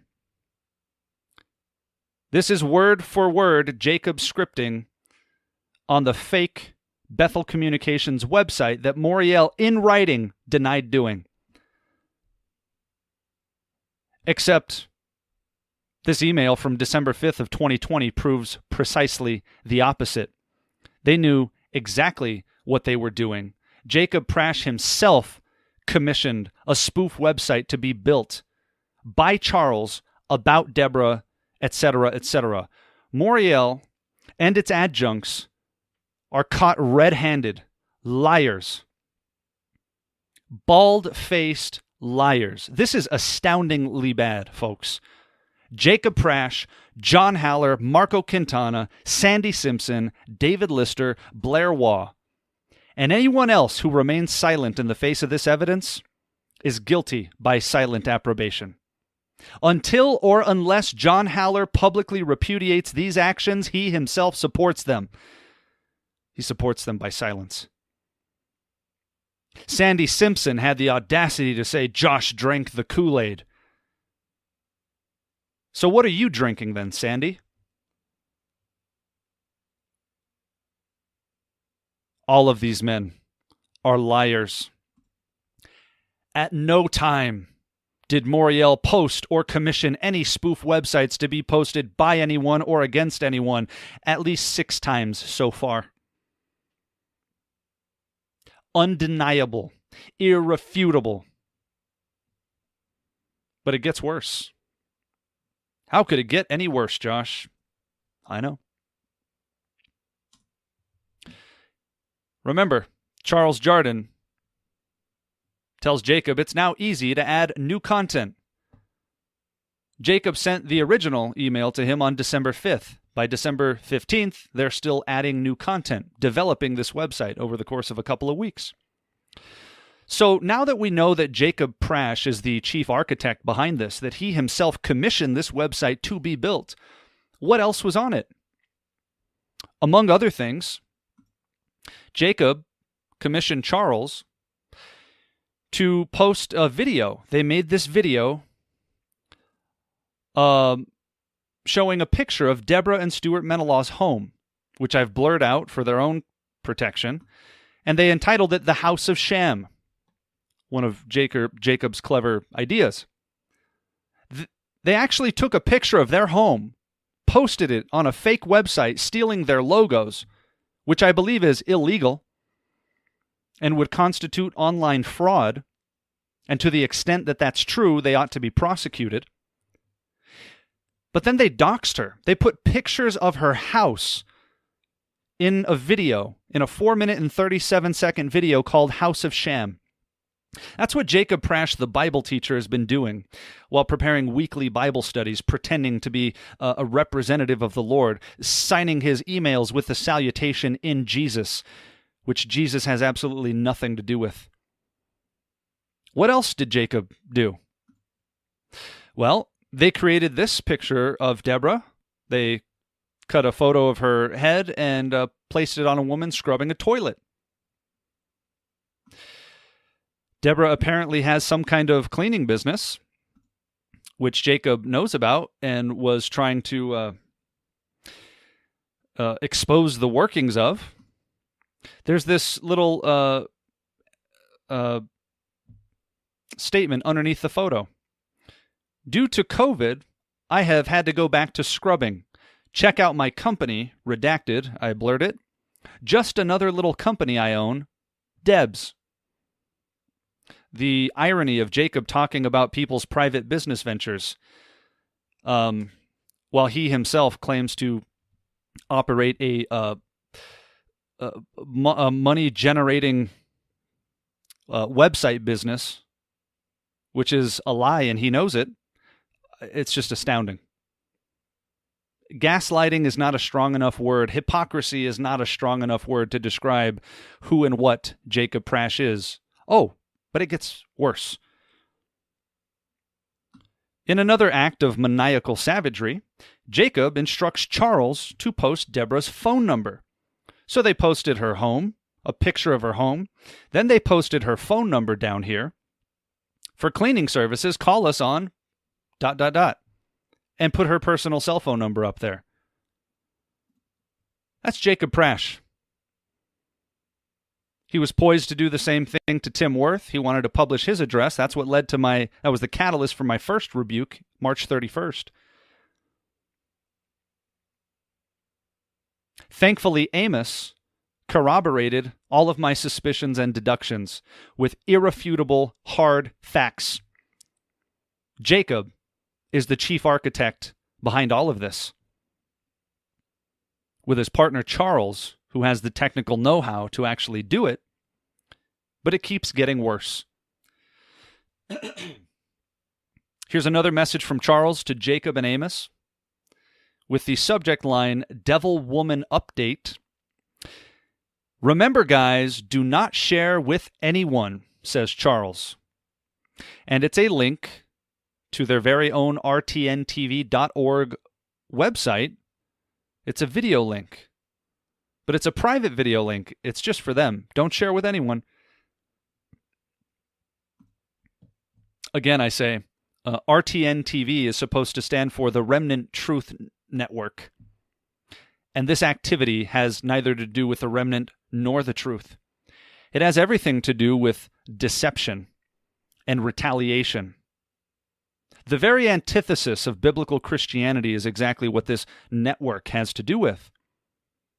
And some of those complicit in it by their silence would include John Haller, who's a part of the RTN network, the Apologetics Coordination Team, Sandy Simpson, Devore Truth with Marco Quintana, the hireling.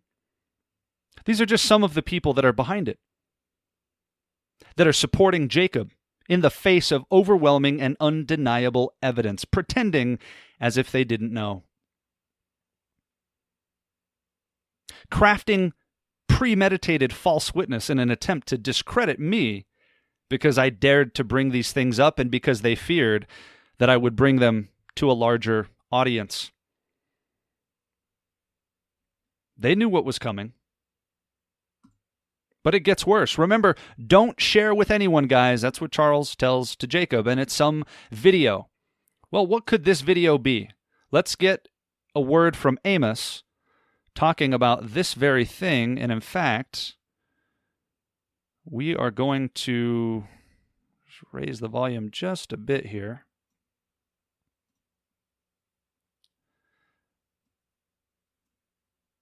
When he mentions Charles, he's talking about Charles Jardine. So let's hear from Amos. Which unfortunately Charles has decided he wants to stand with Moriel to avoid himself being implicated in the creation of videos which caricatured and mocked and, shall we say, presented an image of those people which was cruel, which was incorrect, and was certainly unchristian. Those videos were made under the control, authority, and even the scripting of Jacob on many occasions. Sadly, I have to put my hands up and say that I was well aware of them. I was involved in their creation, and it's something to my shame that I let happen. Well, I'm sure we can all appreciate Amos's honesty. Again, that is a public video that he made for everybody to see. Notice what he says. These videos were made under the control, the authority, and even the scripting of Jacob Prasch. On many occasions, they made many of these videos. What are these videos? Well, here's just one. Devil Woman Update. Here's one that they made about Deborah.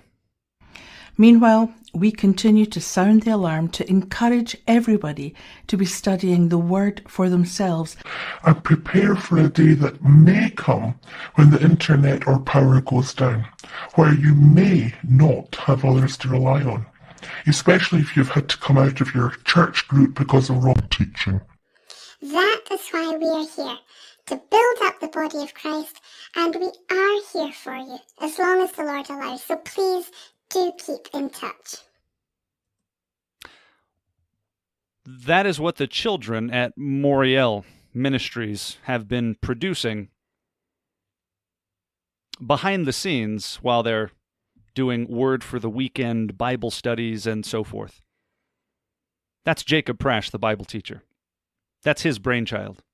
Here's another one. Here's a screenshot from a video they made called The Tooth Fairy, in which they distorted Deborah's face to make her look demonic. That was also Jacob's direction. Here's another video. It was a 2-minute and 56-second video where they again distorted Deborah's face to make it look like she had horns and so on and so forth. The next video, the screenshot itself is so bad that it had to be darkened and blurred just so it would be appropriate to discuss here. And that may be hard to see, and that's okay. It is a very scantily clad woman who is wearing very skimpy shorts, bending over and scrubbing a toilet. This was intended to insinuate that Deborah was an unchaste woman who scrubs toilets. Where did Jacob and Charles even find this video, first of all? Where did they have to go on the internet to find something like this? While Jacob's preparing weekly Bible studies, he's simultaneously scripting near pornographic material to take vengeance upon his enemies on spoof websites that he adamantly claims he had nothing to do with. This man is not just disqualified from ministry, ladies and gentlemen. He is to be disfellowshipped from, per 1 Corinthians chapter 5. Not even to eat with such a person. Until or unless some monumental repentance takes place, you're not even to eat with him. You are to purge from yourselves the evil person and watch in utter defiance as Jacob Prasch somehow tries to justify all of this. Somehow tries to ironically deflect from what I'm saying. He preemptively attacked me saying I'm trying to deflect from my own problems. This is bogus. The facts speak for themselves, folks. Jacob knew exactly what was coming. You're watching a desperate man exhibiting the very patterns of Saul that he himself has taught on. But here's the pornographic material that Jacob and his minion Charles have been creating, while Moriel claimed to be heralds of truth. That's Jacob Prasch. What does John Haller have to say about that one? It looks rather like Sandy Simpson has drunk the proverbial Kool-Aid on the other end of the spectrum. What do you have to say about that, Sandy? Do you defend these things? Until or unless these men say something publicly, they defend all of this. That includes Marco Quintana, Dave Lister, Blair Waugh, and anybody who has anything to do with Moriel Ministries after this. And yet somehow it keeps getting worse. Jacob and Charles potentially breaking the law. The levels of harassment, the doxing, and the potential online fraud. Now, here's a screenshot from the website. You can see the picture up here on the right that was supplied to Jacob by Suzanne Baruch, who was hyper-defensive about my letter, apparently because she was aiding and abetting Jacob the whole time. Apparently, that's what it appears. Here's the screenshot, and they embedded a full-length version of the Daniel Connection and the Daniel Project. Watch for free, right? These are videos that Jacob was a part of. So it says down here, starring Carolyn Goodall and Jacob Prasch. Now, this is intended to make the site look like it's really the actual Bethel Communications website. So they embedded the Daniel Connection and the Daniel Project. Now, upon seeing this, apparently somewhere Deborah saw this. Deborah saw this website. She likewise knew it must have been them. Again, there's nobody on planet Earth that would have the motive to do anything like this other than James Jacob Prasch. They immediately suspected Charles Jardine must have been the one who created these websites for him, as he's a tech guy associated with Jacob who does just that and builds websites. And she apprised them that they were using copyrighted material on a bogus website, pawning it off as though it were their own, and that this was fraudulent behavior. It apparently spooked Charles enough to send this December 18th email to Jacob and to Amos with the subject line, online fraud. Charles puts an excerpt about what constitutes online fraud. And it says, for example, either criminals can also use the internet to carry out intellectual property fraud, creating counterfeit goods to sell online, either billed as genuine or clearly fake, or setting up and running websites purporting to be the genuine retail outlets. Intellectual property fraud includes streaming content owned by someone else online, for example, a new cinema release or live sports matches. Charles ends with this: I won't be putting those films by the Menelaws back up. This appears to be an admission. Notice the first line in the excerpt he includes is describing criminals. Criminals can actually do this. Online fraud is what criminals do. And then it goes on to describe what Jacob and Charles engaged in. To the extent that this is criminal, and it rather appears that it is, Jacob Prasch and Charles Jardine should be prosecuted to the full extent of the law. This is not merely a moral breach in God's economy. It is a breach of civil law, apparently, or at least potentially. As it concerns online fraud, creating fake websites purporting to be the genuine thing, posting copyrighted materials, doxing someone's home and phone number, creating videos depicting them as demonic and so forth, under the guise of it being their own website, including pictures of their home and their personal phone number. To the extent that Jacob Prasch and Charles Jardine have engaged in criminal activity, they need to be prosecuted, and it rather appears that that is exactly the case. Of course, Charles says, I won't be putting those films by the Menelaws back up, which means he put them up in the first place. Yes, these films, the Daniel Connection, the Daniel Project, the things that Jacob wanted him to put up there, so that it would appear as though it was the real thing, because Jacob's a clever guy. Here's a screenshot from yet another spoof website, orchestrated by Jacob, carried out by Charles, the real Bethel Communications. How much online fraud was actually engaged in? That's a great question. Are you guys starting to understand just how bad this is? To my knowledge, Benny Hinn hasn't done anything like this. John MacArthur wouldn't dream of doing something this bad. The people Jacob has spoken about most vociferously haven't done anything like this that we're aware of. Are we going to give Jacob a pass because his doctrine is generally good? His teaching is generally really good? No, as a matter of fact, to whom much is given, from him much will be required. He knows more.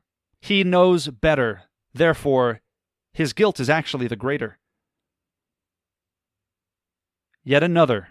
But they couldn't stop themselves there. Here is a link to the Jezebel Menelaus Forest Facebook page. Yet another. What is this? 7, 8, 9? How many spoof accounts and or websites has Jacob and or Moriel actually commissioned? The lying lot. All of them. Jezebel Menelaus Forest. Here's another Bethel Communications BitChute channel. As you can see, stealing the Bethel Communications logos and yet posting videos that are sympathetic to and offensive of Jacob and Moriel. Again, trying to make it look like Bethel Communications actually agrees with Jacob. To the extent that this activity is fraudulent and illegal, Jacob Prasch and Charles Jardin need to be prosecuted to the full extent of the law.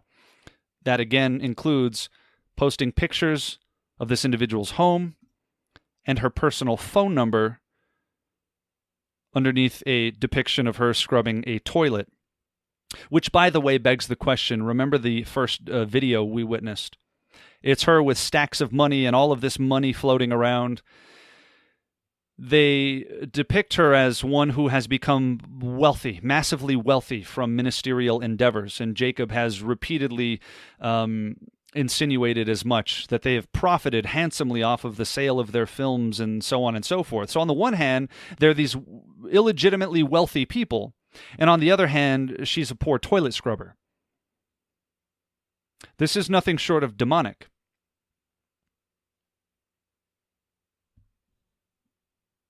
That's what Jacob Prasch is doing. Part of their help in putting up all of this crazy material, apparently, and according to Amos, they do have some help in the Philippines. A couple of girls, as you can see from the bottom of this email here, from Dave Lister. The girls in the Philippines they pay $500 a month to. And this all clicked because Jacob, on a couple of occasions, asked me, have you ever considered putting up some of your videos in the Philippines so somebody can't take them down? As baffled as he was when he sent me the Facebook link saying, "Did you produce this?" I said, "What are you talking about? In the Philippines? How would I put a website up in the Philippines?" To which he flashed a wry smile saying, "It's just something to think about. I don't know if you could get it up." Like he had a secret he desperately wanted to share but wouldn't. Well, apparently there's a couple of girls in the Philippines that are contracted and do some work for Charles and Dave Lister, and may or may not be engaged in posting up of salacious and illicit materials on Moriel's behalf. Interesting. Whether or not that's the function of these girls in the Philippines, at least in part, we know for a fact Moriel are liars. At no time did Moriel post or commission any spoof websites to be posted by anyone or against anyone, and per 1 Corinthians 5, 11 through 13. We are not to keep company with people. This is not an exhaustive list. Any brother. There's no qualification for unless their doctrine is good. In fact, it rather assumes their doctrine is good. Any brother, anyone that is called a brother, who believes right things, who can enunciate sound doctrine, if they have these behavioral aberrations, they are to be disfellowshipped from. if they be a fornicator, or covetous, or an idolater, or a railer, or a drunkard, or an extortioner, etc. With such an one not to eat, not even to eat, for what have I to do with judging them outside? And it says, therefore put away from among yourselves the evil or the wicked person. Purge the evil person. So primarily behind this activity, immediately behind it, was Charles Jardine. He was only doing what Master Jacob commanded. Jacob is the architect, and Jacob's supposed accountability are these two men, David Lister and Marco Quintana, who have again not only defended Jacob against these claims, they wrote that false statement, all of them together, and signed it sincerely, the Moriel board. This is the most insincere, most ridiculous, incriminating bit of false witness you probably could have written. You should have signed it insincerely and lyingly yours, the Moriel board. At no time? Look what else they wrote on their website at another time. Moriel only operates one website, and that is its own. Another lie by technicality. Because when Deborah Menelaus had accused them of creating the BethelCommunications.biz website, which she was completely correct about, they posted this article defending themselves and lying upon lying upon lying. What they mean here is that the Moriel board perhaps didn't officially vote on the spoof websites that Jacob directs. So therefore, technically, Moriel only operates one website, because those spoof websites aren't under the control of Moriel. They just commissioned Charles Jardine and perhaps some people in the Philippines to do these things for them so Moriel can keep their hands clean.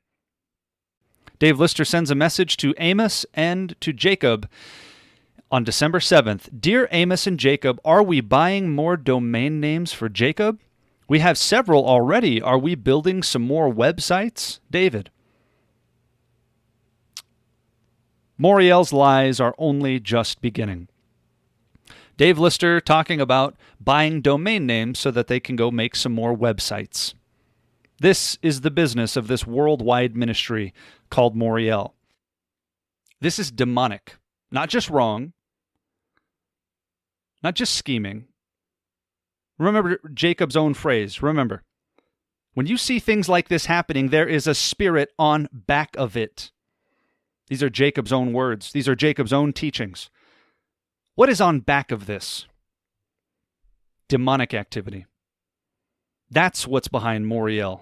Sincerely, the Moriel board. Sincerely, a hireling named Marco Quintana, who supports and defends this activity, and until or unless he repudiates this and proves that he was ignorant of it, he's culpable as well. As are these two men, Sandy Simpson and John Haller.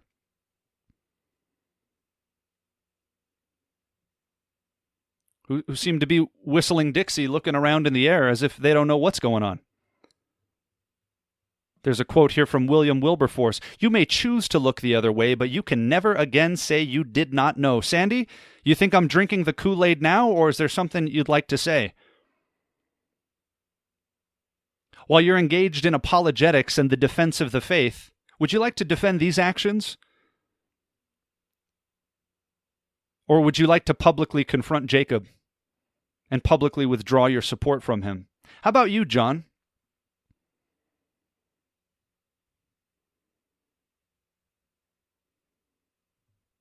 While you're doing weekly prophecy updates, you should have probably thought about the prophecy that you appear to be fulfilling yourself. That in the last days, men will be lovers of themselves, despisers of good, blasphemers, etc., etc. Scheming, lying, false witness. How about a prophecy update on what we're seeing here? Until or unless John Haller, who should be ashamed of himself even as a trial lawyer for pretending to be ignorant of all of this, much less a so-called prophecy expert, until or unless he repudiates this irrefutable evidence, he's guilty by silence. Again, what does the scripture command? It commands. This is not a suggestion. This is a command. When you see behavior such as this engaged in, and again, it would have been bad enough had they said, yes, we did it, but no, in writing and under the guise of sincerity. The entire Moriel board states at no time did Moriel post or commission. Well, guess what? When the president and director and founder of Moriel, Jacob Prasch himself, directed and commissioned spoof websites to be posted, yes, Moriel had something to do with it. But they'll all pretend like they didn't know. How many fingers are going to be pointed after this?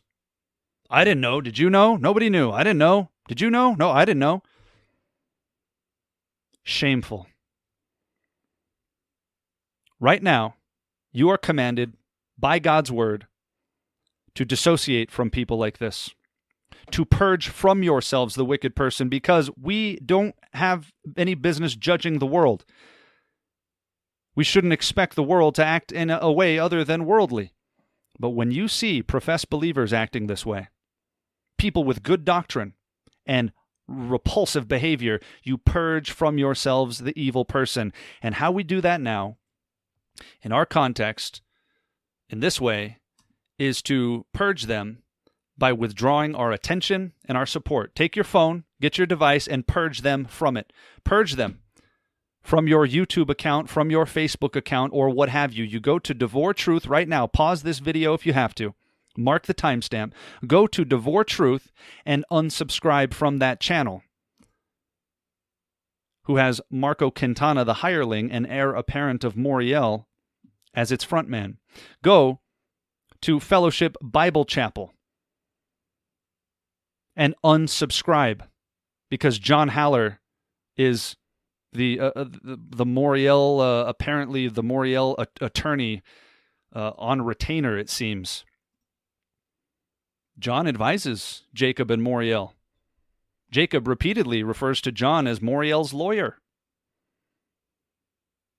Well, as I challenged in my letter, I would like for John Haller specifically to defend these points. Since you're a trial lawyer, John, you should be up to the task.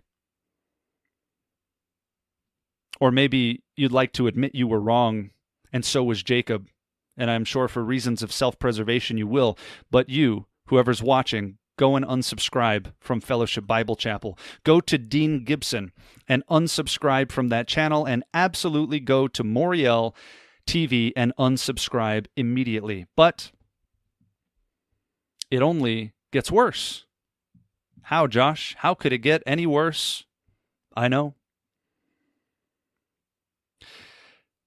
This brings us to Francis Barber. Who is Francis Barber? It's a good question. Who is Francis Barber?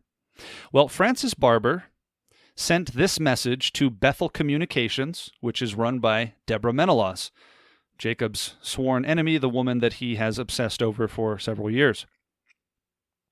This message came in, as you can see, to Bethel Communications from a one Francis Barber. It was sent on the 26th of April, 2019. Okay? This is over 2 years ago, nearly 2.5 years ago. April 26th, 2019. Now again, remember what we just saw. Charles and Jacob built the phony BethelCommunications.biz website talking about Deborah's cleaning business, okay? In which they depicted her scrubbing a toilet and posting her phone number, etc. Just keep that in mind. We're going to read through this comment from Francis Barber, which begins with this. A cleaning company looks for dirt, but overlooks the dirt in its own front garden. When you persist in a war no one except you wants and never should have happened, things backfire on you and you hurt yourself instead of the perceived opposition. Christians become aware of the ethical and doctrinal quagmire you have ensnared yourself into. Then you play the victim when in fact you are merely the victim of your own Christ-dishonoring warmongering, drawing attention to yourself in an unconstructive and counterproductive manner which can only continue as long as you choose to continue the needless war. It's like being all packed up and ready to catch a flight on a transforming adventure. And at the very last moment, someone pulls a Mama Cass and you choke to death on a ham sandwich. The storm of God's judgment gathers, but there's no more place on the ark. So your enterprise goes the way of the dinosaurs. Your reluctant opponents do not need to do anything but watch you hang yourself and do your Mama Cass impression. So you pretend to be the victim, blaming your opponents who really did nothing but watch as you have nothing to do after the flight takes off without you except to sing Blue Moon of Kentucky. Shine on the one who's gone and left me blue. The dead ugliness of a self-inflicted wound that never needed to happen, but will continue to happen unless you give up the raging water that achieves nothing of any godly purpose. End it. Just end it before it ends you. It is not necessary to perpetuate this a pointless suicidal war. Wow.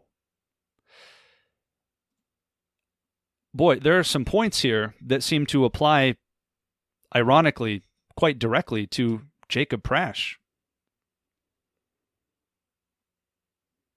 This also sounds a bit like the musings of a psychopath.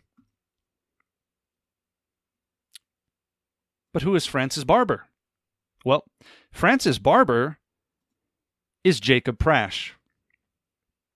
How do you know, Josh? I'm glad you asked.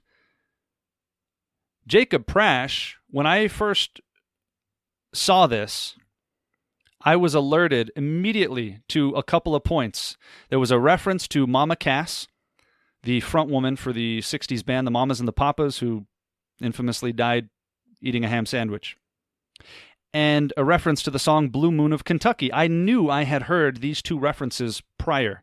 I was nearly certain I had heard them in the context of Deborah Menelaus, and just as certain that it was Jacob Prasch who had referenced them. I was racking my brain. Where did I hear this? How did he say this? Where did he say this? I'm sure I've heard these are very obscure references, Blue Moon of Kentucky and Mama Cass. And I finally found it. In an email that was sent just a few days prior to Francis Barber's message here, which was sent on April 26th. You can see this was sent on April 21st. Here's an email from Jacob, which I was copied in. At the time, I didn't notice this. This appears to have already been sent to Deborah Menelaus. It references David Nathan. It has Jacob's name in it, right? This is him talking clearly to Deborah. There's nothing sneaky about it. This appears that it's something that he's already sent to her. His own name's in it, talking about David Nathan and the things that were happening at the time. And so again, nothing sneaky. But if you scroll down in this email, there's a couple of distinct spots. The first one up here reads, "You seem to be like someone who was all packed up to go on a major transforming trip, but instead, as allegedly happened to Mama Cass, choked to death on a ham sandwich and are now left singing Blue Moon over Kentucky." And this one. "Blue Moon of Kentucky, keep on shining, shine on the one who's gone and left me blue." Now, let's compare Jacob's email to the message from a supposed Francis Barber, side by side. I color coordinated them for your convenience. They are nearly identical. Both of them mention being packed up and going on a transforming adventure or a transforming trip, very specific language. Both of them mention Mama Cass choking to death on a ham sandwich. Both of them mention that there's no more room on the ark and you're going the way of the dinosaurs. And both of them make reference to the song Blue Moon over Kentucky with a specific reference to a lyric in the song. Jacob Prasch is Francis Barber. So Jacob Prasch decided to take his original email that he apparently never sent to her sanitize it, take his own name and any reference to him out, keep the points he really wanted to stick to Deborah, amplified the sinister nature and the morbidity of them by a factor of 10, then created a bogus Facebook page called Francis Barber with a picture of some woman and sent it to Deborah Menelaus. This is Jacob Prasch, the Bible teacher, but if he's Francis Barber, then who is this woman? Well, that's a good question. Who is this woman? Well, if I navigate over to journalist Charlene Smith's website, she sure does look familiar. A journalist and author named Charlene Smith. Boy, does she look familiar. And if I scroll down the page a little bit, what do you know? Charlene Smith is Francis Barber. But she's not. She's Charlene Smith, which means Jacob Prasch came to the website of journalist Charlene Smith, stole her picture, created a bogus Facebook page with the name Francis Barber, and then went and sent Deborah Menelaus a morbid message about choking to death on a ham sandwich and hanging herself, etc. What is particularly of note here is that Charlene Smith is a well-known rape survivor. And Jacob Prasch used to be a friend of Deborah Menelaus and has stayed at her home, which is why he knows where it is and how to get a picture of it. Jacob also knows what happened to Deborah in her past. So Jacob Prasch went and got a picture from a well-known rape survivor, put it on a fake Facebook account, contacted Deborah, talking about choking on a ham sandwich, end it before it ends you, and hanging herself, etc. This man is sick.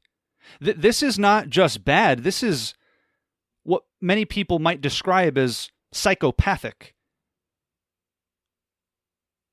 Not alone sociopathic. The man lies like it's his native tongue. The levels, the sinister levels here, the calculation, the manipulation is so sick and twisted, so unconscionable, and he does it so unflinchingly as to mark him as a person who's devoid of conscience. Seared as with a hot iron is how the Bible would describe it. Most people would just call somebody like this a psychopath. That's Jacob Prasch, the Bible teacher. But at no time did Moriel post or commission any spoof websites to be posted by anyone or against anyone. Here's yet another example. A full-fledged account with pictures and everything. Now, what's particularly interesting about this is near the bottom, notice what it says, if you can see my cursor here. This is Moriel, the board's official statement against me. By his own admission, read the sentence before it, while he did it in support of Jacob Prasch, it was in fact Joshua Chavez himself who posted photos of the Menelaus with 666 and wads of money. Now again, they're making reference to a public video in which Jacob Prasch titled Filthy Lucre and the Mark of the Beast. And so as a visual representation, what is filthy lucre? Money. Okay, I put that in the picture. And the Mark of the Beast, 666. This wasn't hidden. This was done quite openly. The irony of them talking about this, while Jacob scripted a video called Devil Woman with money floating on Deborah's head as Pinocchio's in the background and her voice is disguised on a fake website that he and Charles created in an act of apparent online fraud, it's staggering. Absolutely staggering. But here they go again. By his own admission, Joshua Chavez misrepresented himself on the internet in his attacks as a woman named Lydia, to which his critics have taken repeated offense. Why Joshua Chavez accosts us for things we did not do, but he himself admits he did, is absurd. You know what's absurd? It's absurd that you would even bring this up. What's absurd is creating an entire Facebook account with pictures of a rape survivor to go harass and antagonize somebody, talking about choking on a ham sandwich, hanging themselves, and end it before it ends you. That's what's absurd. What makes this compoundedly more absurd is the fact that I've talked about this publicly a couple of years ago. What makes it very ironic is that it also has to do with Deborah Menelaus.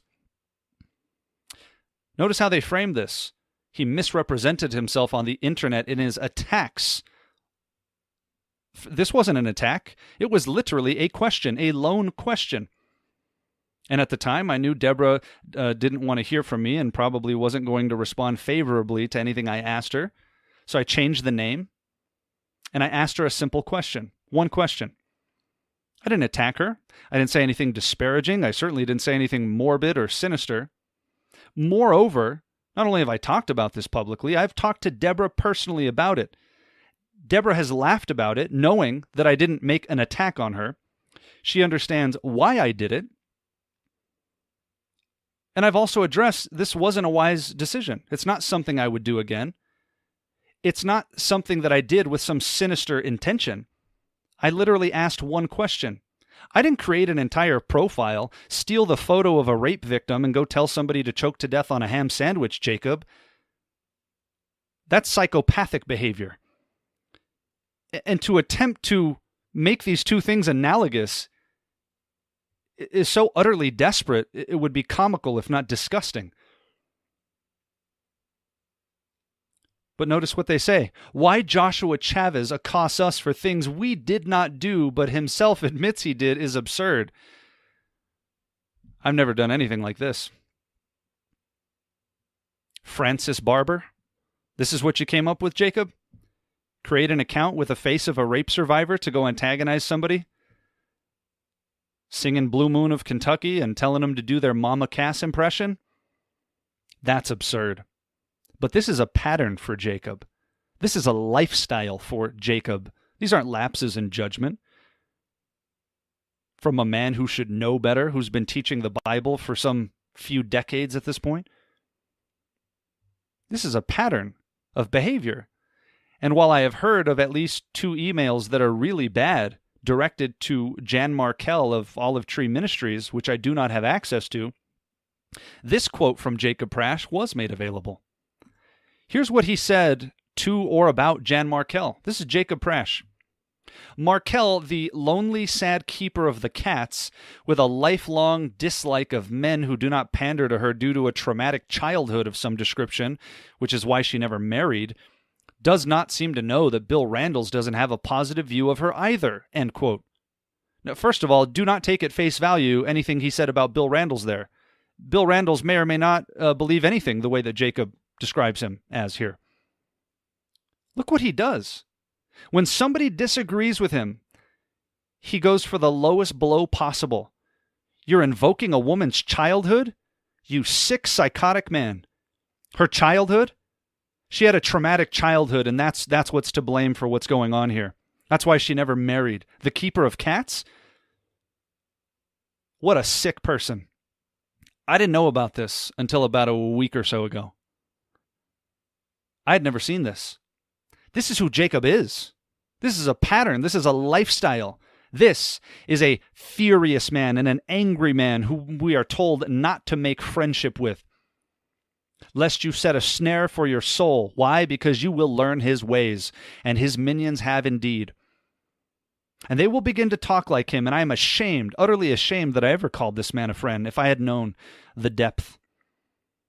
You see some signs, you try to be long-suffering, you're trying to discern.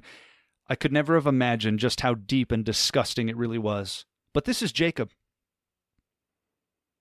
He targets people that he perceives to be weaker than him because he's a bully and a coward.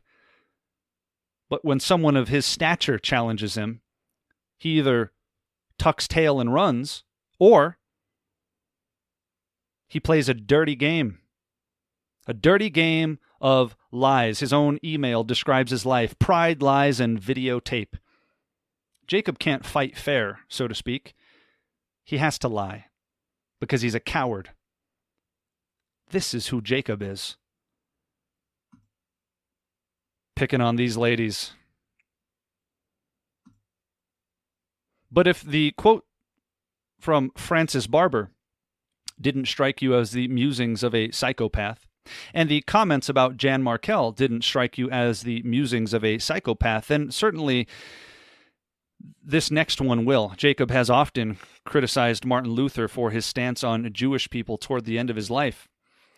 And yet in response to my letter, one individual responded sympathetically, withdrawing their support as well, recounting some other very disturbing information, but a brother from Texas shared what Jacob told him back in October of 2020 about Muslims.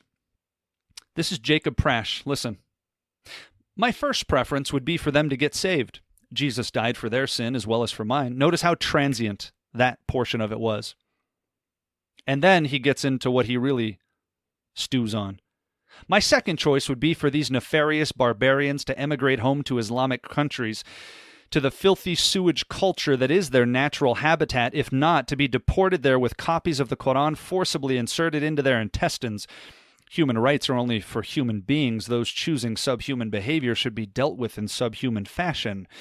My third and least favorite option is that if my first and second choices are not possible, would be for them to be shot dead the first time they riot, or perpetrate the crimes of violence and treason that a jihadist interpretation of their absurd, satanically bastardized religion demands. Their corpses should then be ground into human mince and fed to hungry swine, which following the ingestion would be sacrificed at the threshold of a mosque facing Mecca.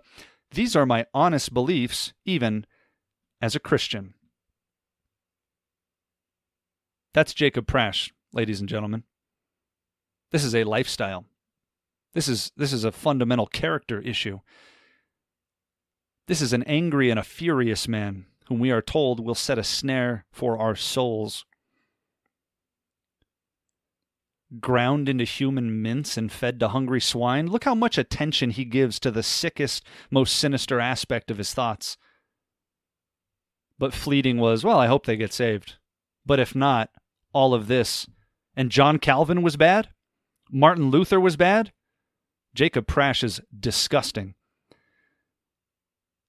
After reading this, and having many other concerns pertaining to Jacob's behavior, pertaining to their responses to my letter, etc., the de facto Moriel representative in Hong Kong also offered his formal resignation, stating, the present time I wish to withdraw from public support of the ministry. He wrote a 16-page letter to the Moriel board detailing his independent concerns, his concerns about my letter, and also made reference to this particular quote as somebody who evangelizes the Muslim community even in China. He was disgusted by this, and rightly so. But the people in Moriel, they support this. They support this. And until or unless they speak up and publicly renounce these things, you know for a fact that they support this. Continuing. Not only does Jacob target people he perceives to be weaker than him, but Jacob amasses weak people around him. Strong people don't make it far or get too close to Jacob, etc. Which is part of the reason I was distant from Moriel. It's not so much that I'm a strong person as much as that the people around Jacob must, of necessity, be weak people. John Haller is a weak man. Marco Quintana is a weak man. Sandy Simpson, Dave Lister, Blair Watt, these are weak men whom Jacob can impose his will upon. This includes Charles. This is why Jacob targets these people. And he'll do the lowest of the low, and the weaker, the better. He'll take advantage of people. And this brings us to another point on John Haller. One of John Haller's, if not his only comment moderator, is a woman named Linda. Linda has helped John for some time. John has defended her, even in the face of some concerns that were brought up by Amos. Apparently, John was so infuriated that he had to be told to calm down. That's how staunchly he defended Linda. And I mentioned this woman in the article that I wrote. There's Linda. Linda, you could see here under John Fellowship Bible Chapel. I like to run them again so others in different time zones get to watch and have live fellowship. So this is John Haller's moderator and supporter and friend, etc. Okay? This is also a woman that Jacob has used and taken advantage of to do his dirty work.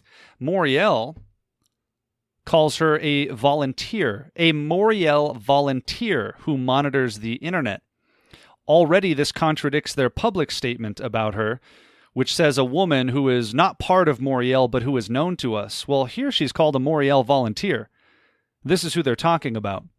Again, Jacob's always trying to establish an out, some kind of plausible deniability, any way to have somebody else get their hands dirty for him, but to keep his hands clean in the process. Very calculated. And here's a back and forth between Jacob and Linda from March of this year. Jacob, this is not that. This is Jacob message to Charles, to Amos, to Marco, and to David. So to the whole Moriel board, Jacob says what about Linda McIntyre? This woman appears to be very seriously nuts. That's what he says. She's nuts. Okay?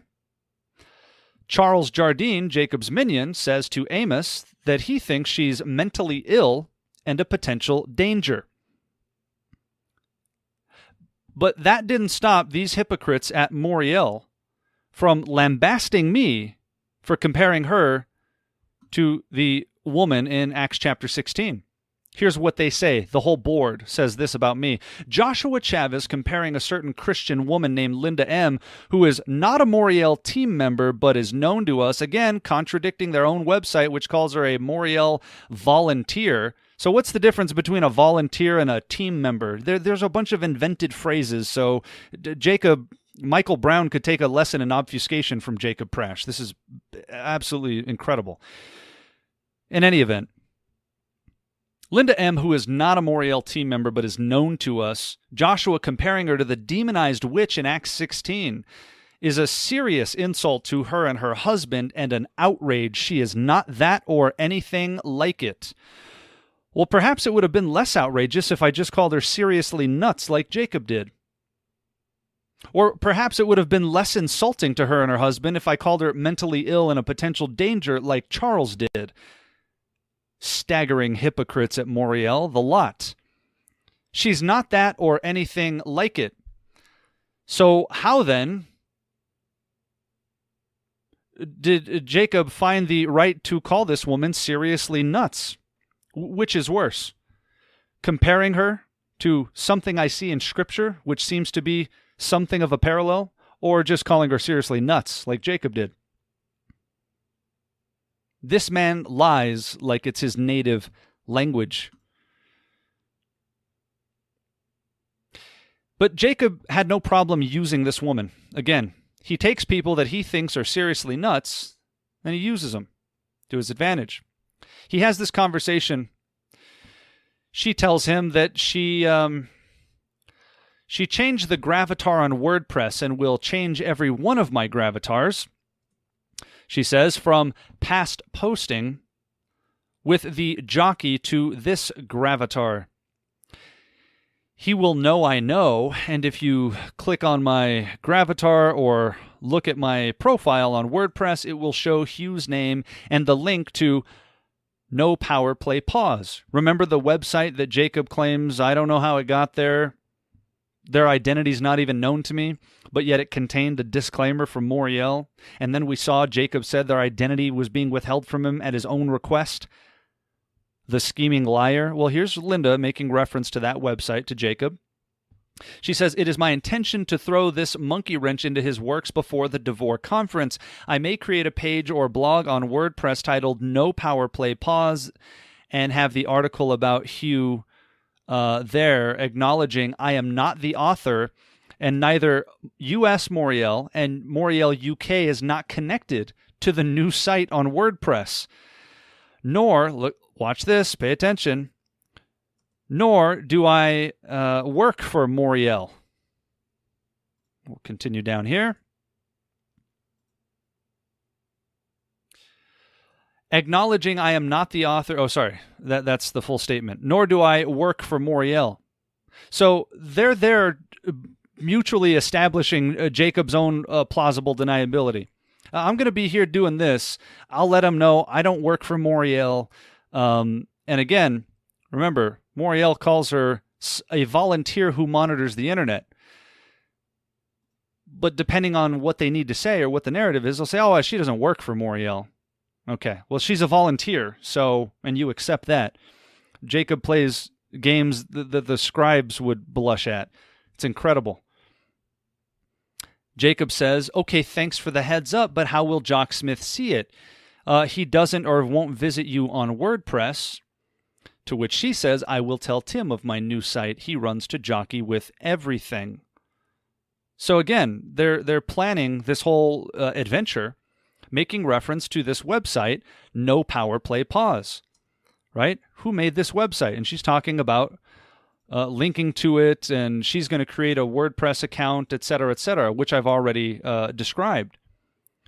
Well, there's more going on here. Again, remember, Jacob said back in March that their identity is being kept from him at his own request. Well, it appears that the person that was commissioned by someone via Jacob to create that website was none other than Mr. Dean Gibson, the new sister ministry of Jacob Prasch. Dean Gibson posts almost exclusively Jacob Prasch videos. And Dean Gibson created this YouTube account called McWright Truth, the new Tom and Jerry, which you can see a reference to the website, nopowerplaypause.com, the spoof site that Moriel never directed or commissioned to be posted, right? The stylings are identical to Dean Gibson. There are two videos there. One's called Avatar and one's called The New Tom and Jerry. McWright Truth is the name of the YouTube channel. And how do I know that it was Dean Gibson? Well, we can thank Charles Jardin and Amos Farrell. Amos is the one that apprised me of this. The original email from Charles down here says, I've just uploaded the TBC video by Dean on Dropbox and Global Share TBC. It's a dead giveaway that Dean did this with the style and music. So even Charles is concerned it's going to be too obvious Dean did this, because if anybody watches the videos, the exact same editing style is used for these. To which Amos responded, written by Jacob Prasch, music by the LSO, and production by Dean Gibson. There you go. Written by Jacob Prasch. Yet another spoof endeavor that Moriel had nothing to do with or didn't commission. Liars. So, this video, now it makes sense. The reference to this website here, No Power Play Pause, and Amos seems to indicate that it was Dean Gibson who created the website for Jacob, which Jacob probably knows, but says, hey, don't tell me you did it. He plays games with himself. It's incredible. He'll gaslight himself to believe anything. He could probably pass a lie detector test. Again, this is sociopathic behavior. But here's the person saying, this sent me on my search, and Moriel makes no comment. So somebody that had access to Jacob and knows how to build sites and video, YouTube videos and so forth, did this and put a quote from Moriel, their own disclaimer. Yeah, it was Dean Gibson. Which is why you should go to Dean Gibson's channel right now and hit the unsubscribe button. He has aided and abetted Jacob in all of this activity. And yet Moriel says these are conjectured charges which have none having any real proof. Well, back to Linda McIntyre. That was a side note. Linda's talking to Jacob about what she's going to do, and telling Jacob to use an alias if he's going to comment, and so on and so forth. Well, back in April, something happened, And Linda got real near spilling the beans. And she sent this to a whole host of Moriel insiders, including Marco Quintana, Blair Waugh, David Lister, Sandy Simpson, John Haller, Charles Jardin, right? And as you can see up there, was sent directly to Jacob Prasch and Suzanne. Who is Suzanne? Suzanne is Suzanne Baruch, the moderator of the Moriel Be Alert Facebook page. Look what Linda says.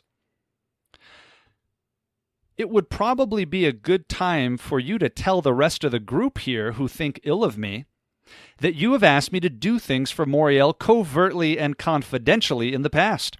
Since I am not legally part of Moriel, the blame could not come back on Moriel. Some things I said no to, some things I tried to do for you, and in the midst of this fracas, you again asked me to do something again yesterday, Sunday, after this blew up. What is she talking about? 2 of the people here in this group are aware of what you asked me to do before in regards to the confidential dossier on Hugh Smith.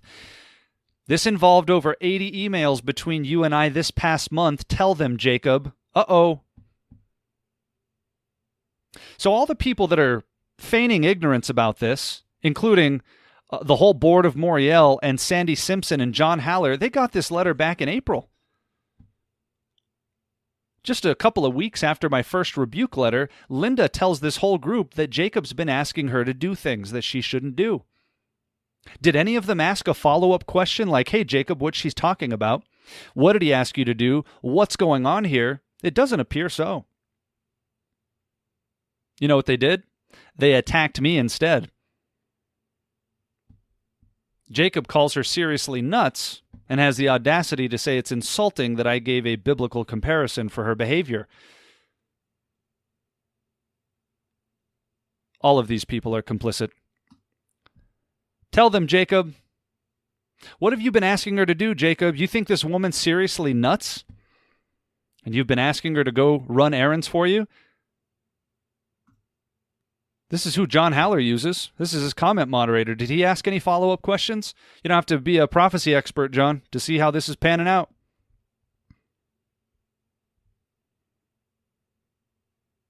You're going to see a whole lot of self-preservation on its way.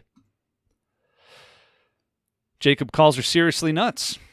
Well, when Linda found out about that, here's what she said to me. August 10th, just a few days after I sent my letter. Joshua, the email you displayed about James Jacob Prasch calling me nuts and cutting him off, I had been asked to do something in March that could have put my life in danger and implicate me in a lawsuit. I flatly refused. I was angry that my life held no value and that I would blatantly be thrown under the bus. I told him that and cut ties. It hurt me. Wow, what? I had been asked to do something that could have put my life in danger and implicate me in a lawsuit. So what did Jacob Prasch ask this woman that he thought was seriously nuts? Maybe that's why he asked her to do it.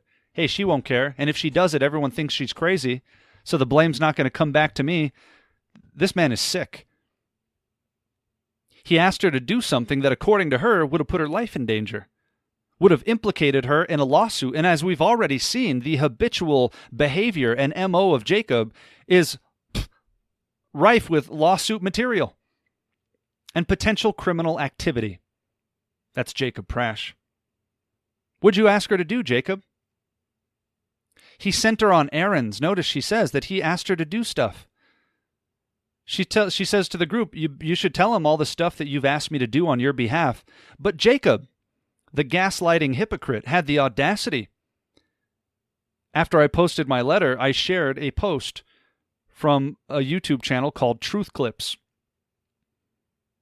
whose administrator, as a personal friend, or at least was, of Dave Lister, has supported Moriel longer than I've been a believer, and they made this comment. It is with great sadness that Truth Clips can no longer recommend or endorse Moriel Ministries, etc., etc. Jacob Prasch couldn't help himself. He came to the comments and immediately said, Joshua Chavez is the ventriloquist of Truth Clips and one or two such other people. The levels of projection here. I've never seen anything like this. Never. Not outside of left-wing politics. Jacob Prasch could put the Clintons to shame. He plays the proverbial Bill Clinton game. It depends on what is. That's Jacob Prasch. Taking a page right out of the Clinton handbook. I'm the ventriloquist of a man who has known, who has been to Israel with you guys. I'm nobody's ventriloquist. But Jacob Prasch is. He uses people who are seriously nuts to go do his bidding. The staggering liar, Jacob Prasch, strikes again. But it keeps getting worse, folks. How could it possibly get any worse than this? Notice what he says. In response to my March 31st email, my first rebuke to Moriel, Jacob says this: any suggestion that I know who made the implied threat to Menelaus is totally unfounded. We'll get to that threat in a second. I have suspected Linda McIntyre, but I have no proof. Whoever it was not commissioned by me or Moriel to do as they did. Menelaus falsely accused me of doing it, so I reacted by saying that we don't know if she has AIDS. That was it. Yeah, we'll get there. For now, Jacob says about this implied threat, I have suspected Linda McIntyre, but I have no proof. Now remember, Moriel, the whole board's official statement was that my comparison of her to the woman in Acts 16 was unfair and an outrage. She is not that or anything like it. But Jacob says he suspects her of writing a threat. What threat did Jacob suspect her of writing? Let's read it together, shall we? Sent December 11th at 2020. Hello, Deborah, you fat, smelly, mutant, tuna fish, stinking, AIDS-ridden, unwanted piece of garbage. Just had a look through your vile websites. Not impressed, I must say. This is because you don't even have the strength to put your name on your vile juvenile post that wouldn't merit the attention of a chimpanzee. Anyways, pleasure as always. I guess you're still living in that pish-stained dump of a place through in Scotland's unwanted zone. East Coast, namely Fife. I may actually come through in one night and pay you a visit. Quote unquote. Ah, yes. Anyway, needless to say, I will now be moderating your posts. Remember this, you may hide behind a fake alias. Alas, so am I. Nevertheless, I can get at you any time. Speak soon, you fat waste of space. Tell that plank-face hubby I was thinking of him. And the kids, oh wait, you don't have any. Ciao, Michael. Jacob suspects Linda wrote that. And yet, also says it was an outrage for me to compare her to the woman in Acts 16 because she's not even close to that. So what would you describe somebody who wrote something like this then, Jacob? By his own admission, he thinks she's seriously nuts. Then he says he suspects she's the one that wrote this. This veiled death threat of sorts directed at Deborah Menelaus. Jacob suspects Linda of doing it, he says. And that's the person he uses to do his dirty work, even if it means, according to her, endangering her life or implicating her in a lawsuit. This is truly psychopathic behavior. This is not just a little bad. This is not just ministry disqualifying. This is disfellowshipping behavior. And potentially criminal behavior. That's what he thinks Linda wrote.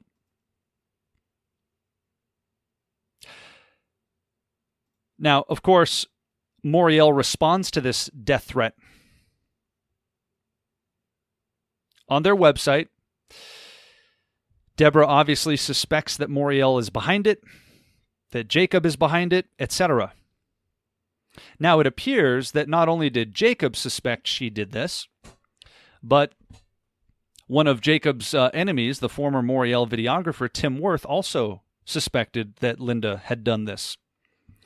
And according to one source, Tim Worth is the one who suggested that they had an IP address matching the town where Linda lived in, as the place where this threat originated from.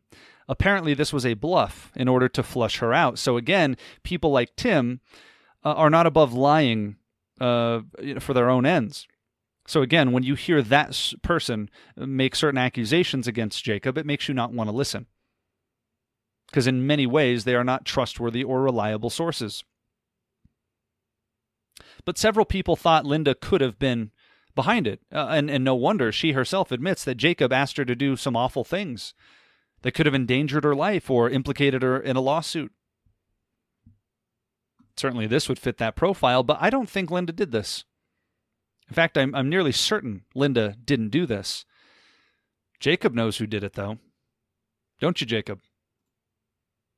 So they responded on their website when Deborah said that she suspected them of doing this stuff and having a website that we've already looked at, bethelcommunications.biz. Again, Moriel says in that article, Moriel only operates one website, that is its own. Then they say, we cannot comment on his claim that Deborah Menelaus has AIDS. Her personal health issues are none of our business. I pointed this out in my letter. I described the problems with that statement at length. You should be able to see it patently for yourself. But to take this is the comment they're talking about. In fact, we could read it in the article itself. They make reference to it. He said, they quote him, Michael, "Hello, Deborah, you fat, smelly, mutant, tuna fish, stinking, AIDS-ridden, unwanted piece of garbage." To which they say, we cannot comment on the claim that Deborah has AIDS. Her personal health issues are none of our business. That comment alone is one of the most despicable things I've seen. That is public and undeniable. It's on their website. The whole board was behind and authored this comment. So to take what is clearly in the realm of sinister childhood insult, a string of insults together that largely resemble what we read about Tim Worth on that BitChute channel, remember? When he attended the donkey, stupid, big ear schools. Go back and watch that part. The description under that BitChute channel, it's a string of nonsense like this. Very similar. We cannot comment on his claim that Deborah has AIDS. This isn't a claim that she has AIDS, as if there's veracity to that statement, as if it's a medical diagnosis, any more than there's a claim that she's a mutant tuna fish, a smelly mutant. So why did they take the one comment, stinking AIDS-ridden, unwanted piece of garbage? How come they didn't speculate if she was an unwanted piece of garbage, or a smelly mutant, or a smelly tuna fish? Because Jacob is sick and twisted, and wants to cast doubt, or at least raise the possibility that, hey, maybe she does have AIDS. That's her business. We don't know. This is sick. This is a form of false witness that you're looking at. It's premeditated, it's calculated, and that response alone indicates that the authors of this response had something to do with the original threat. At the very least, we're not entirely unsympathetic with it. We can't comment on his claim that she has. That's not a claim that she has AIDS, any more than it's a claim that she's a smelly mutant, you filthy liars. That's a true statement. That's not a disparaging one. Moriel is comprised of filthy liars. Disgusting false witnesses. They continue. Listen to this carefully. Menelaus appears to be claiming that this Chow Michael has a counterfeit website of some description, posting bogus content for which she falsely blames Moriel. Now, we already know for a fact that Jacob is behind it. We know that he was the architect and the author of the website, bethelcommunications.biz. That's what Deborah is referencing. This is something of a Freudian slip, it appears. Listen carefully. Menelaus appears to be claiming that this Chow Michael has a counterfeit website of some description, pretending like they don't know what it is when Jacob authored the website, posting bogus content for which she falsely blames Moriel. Well, first of all, that's not a false blame. She rightly blamed Moriel. Moriel lies again. She's falsely blaming Moriel. We've already discovered that that statement is itself false. Deborah rightly blamed Moriel, and now we have undeniable proof of that. But they appear to be acknowledging that whoever Chow Michael is connected to that website. And if we know that Jacob Prasch and Charles Jardine were the architects of that website, stands to reason, perhaps they were the architects of the comment by Michael. They try to pretend that they're absolutely ignorant of who this person is. Notice what they say here. We have nothing to do with Cow Michael. As if that wasn't a salutation meant to say Chow Michael. By the way, frequently in Jacob's emails, there's dyslexic typing. Words are backwards, things are misspelled, the key typing is messy. Mixing up a word, chow, with C-A-I-O is precisely the sort of thing I would expect from a Jacob Prasch statement. We have nothing to do with this person. We don't know who he is. He certainly may speak for other people, but not for Moriel. Maybe they say in here, we don't know who he is. They say somewhere that in that article, you can read it, we don't even appear to have such a person on our mailing list. We don't know the name Chow Michael, as if this is supposed to be a first and last name. They're trying too hard to play stupid here, which reeks of guilt. But notice what they say. Neither do any imagined death threats come from anyone connected to Moriel. Such assertions are nothing short of deranged. No Christian ministry could ever engage in such things. Well, I agree with that last sentence. That may well be Moriel's undoing and a prophecy about themselves. Neither do any imagined death threats come from anyone connected to Moriel. Such assertions are nothing short of deranged. And yet Jacob says that he suspects Linda McIntyre of doing it. And according to their own website, Linda is a Moriel volunteer. So, but wait, what do they say? They say anyone connected to Moriel. It's nothing short of deranged to assert that anyone connected to Moriel had anything to do with that threat. Except Jacob himself says he suspects Linda McIntyre. Not just a person known to them, somebody who Jacob has used to send on missions that, according to her, could have endangered her life or implicated her in a lawsuit. And according to their own website, she's a Moriel volunteer, certainly connected to Moriel. She's John Haller's comment moderator. Moriel lies again. No Christian ministry could ever engage in such things. Yes, that is correct. But Moriel has already engaged in such things. Pay attention here. Pay attention. Jacob said in October of 2020, he says, I have even toyed with the notion that there is no TBC Kauai, but that TBC Kauai is an invented front for the Menelaus.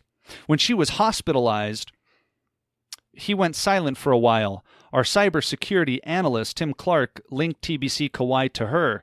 She may animate him if he even exists. So Jacob himself has floated the notion that there is no TBC Kauai and that it's really Deborah. That threat that we read, that death threat, that veiled death threat, was left on his blog site, not Deborah's. Okay? Now pay attention. The website was being built on or about December 5th. And we saw that they were still adding new content to the website through December 18th or something, or December 15th perhaps. Anyway, the first couple of weeks of December. Here we go, December 5th, we see Jacob Prasch sending his Pride Lies and videotape scripting for the website, right? Same timeline, okay? December 7th, Amos tells Jacob it's working now. Remember when Jacob forwarded this to me and asked if I produced it when he forgot to change the subject line? Okay. And then we see this death threat written on December 11th, right in the middle of all of this stuff that's happening, all of this back and forth, the building of spoof websites and Bethel Communications, fake Facebook pages. When Jacob and Charles are doing all of this crazy clandestine activity, right in the middle of it, this comment emerges on a blog site that is not Deborah's, this individual whom Jacob suspects might be Deborah. And it is directed to Deborah. This isn't Deborah's website, but it's a person who thinks it's Deborah, which matches Jacob Prasch's own surmisings. He thinks it's Jacob. Jacob thinks it's Deborah. Moreover, there's a quote. We'll get into that in a second. I want you to notice this email. December 18th, from Charles to Jacob and Amos. Look at the subject line. More from the smelly tuna fish. At the very least, we could say that Charles and Jacob are sympathetic to this line, to this description, to this characterization of Deborah, but it rather appears that this is their own personal characterization of her, and that they, in fact, were the ones who put this string of words together that read that Deborah was a how did they put it, a fat, smelly, mutant tuna fish, stinking, AIDS-ridden, unwanted piece of garbage. Just a week later, Charles sends this message to Jacob, more from the smelly tuna fish. That's Jacob Prasch, the Bible teacher. John Haller hasn't objected to this. Oh, he'll claim ignorant now, won't he? I bet he will. But there's another point. In this comment, notice it says it makes a reference to her house. It makes a reference to exactly where it is, East Coast Fife. Remember on the website? Remember how on the fake Bethel Communications website, there was a picture? I don't think I have it blurred out on this, so I'm not going to show it. There was a picture of Deborah's house.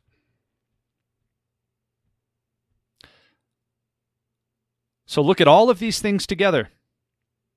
Everything that we've looked at, the timeline, the precedent, the MO, the motive. Any prosecutor will tell you, you don't have a case. You don't have a solid case without a motive. Jacob has ample motive. He hates this woman. He obsesses over this woman. We have precedent. We have a pattern of behavior.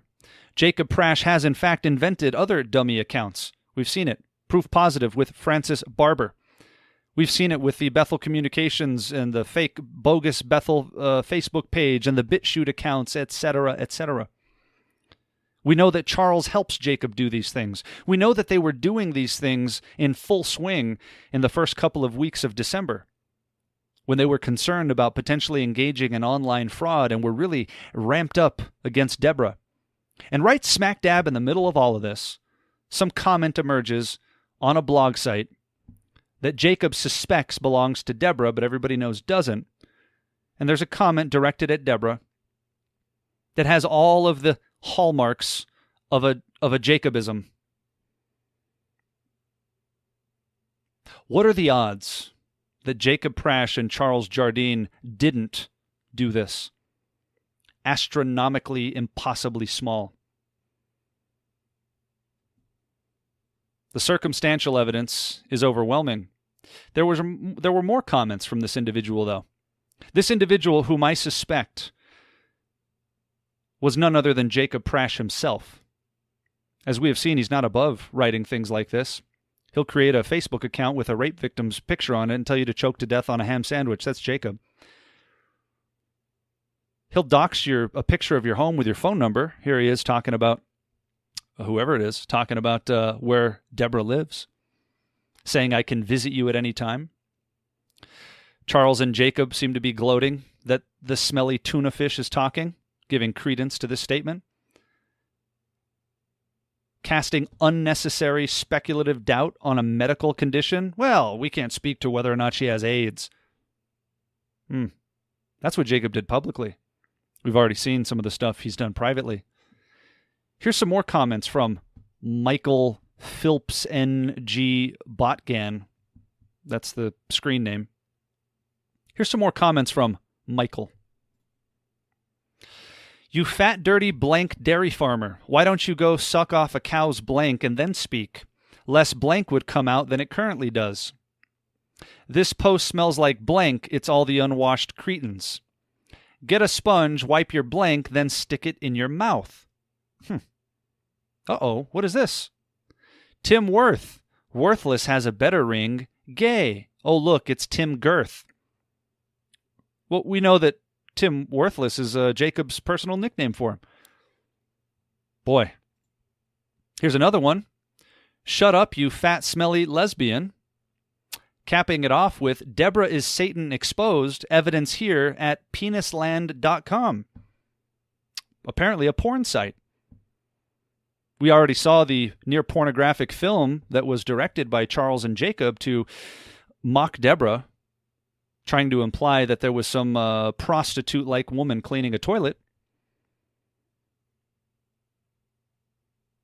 This is sick. This is demented. And I am confident that this is Jacob Prasch and Charles Jardin. I think this is their work. Now here's what's interesting. I'll let tech experts who know more than I do evaluate this further. It's quite an expensive thing to do, which we'll get into. But the person, whoever this was, Michael Phillips N. Botgan, this is the information. Whoever left that veiled death threat, this is their IP address and where they're from, etc., etc. We could see the regions in Glasgow City. Okay? There's a lot of information here, and this is a very complex process that I am by no means qualified to explain in any detail.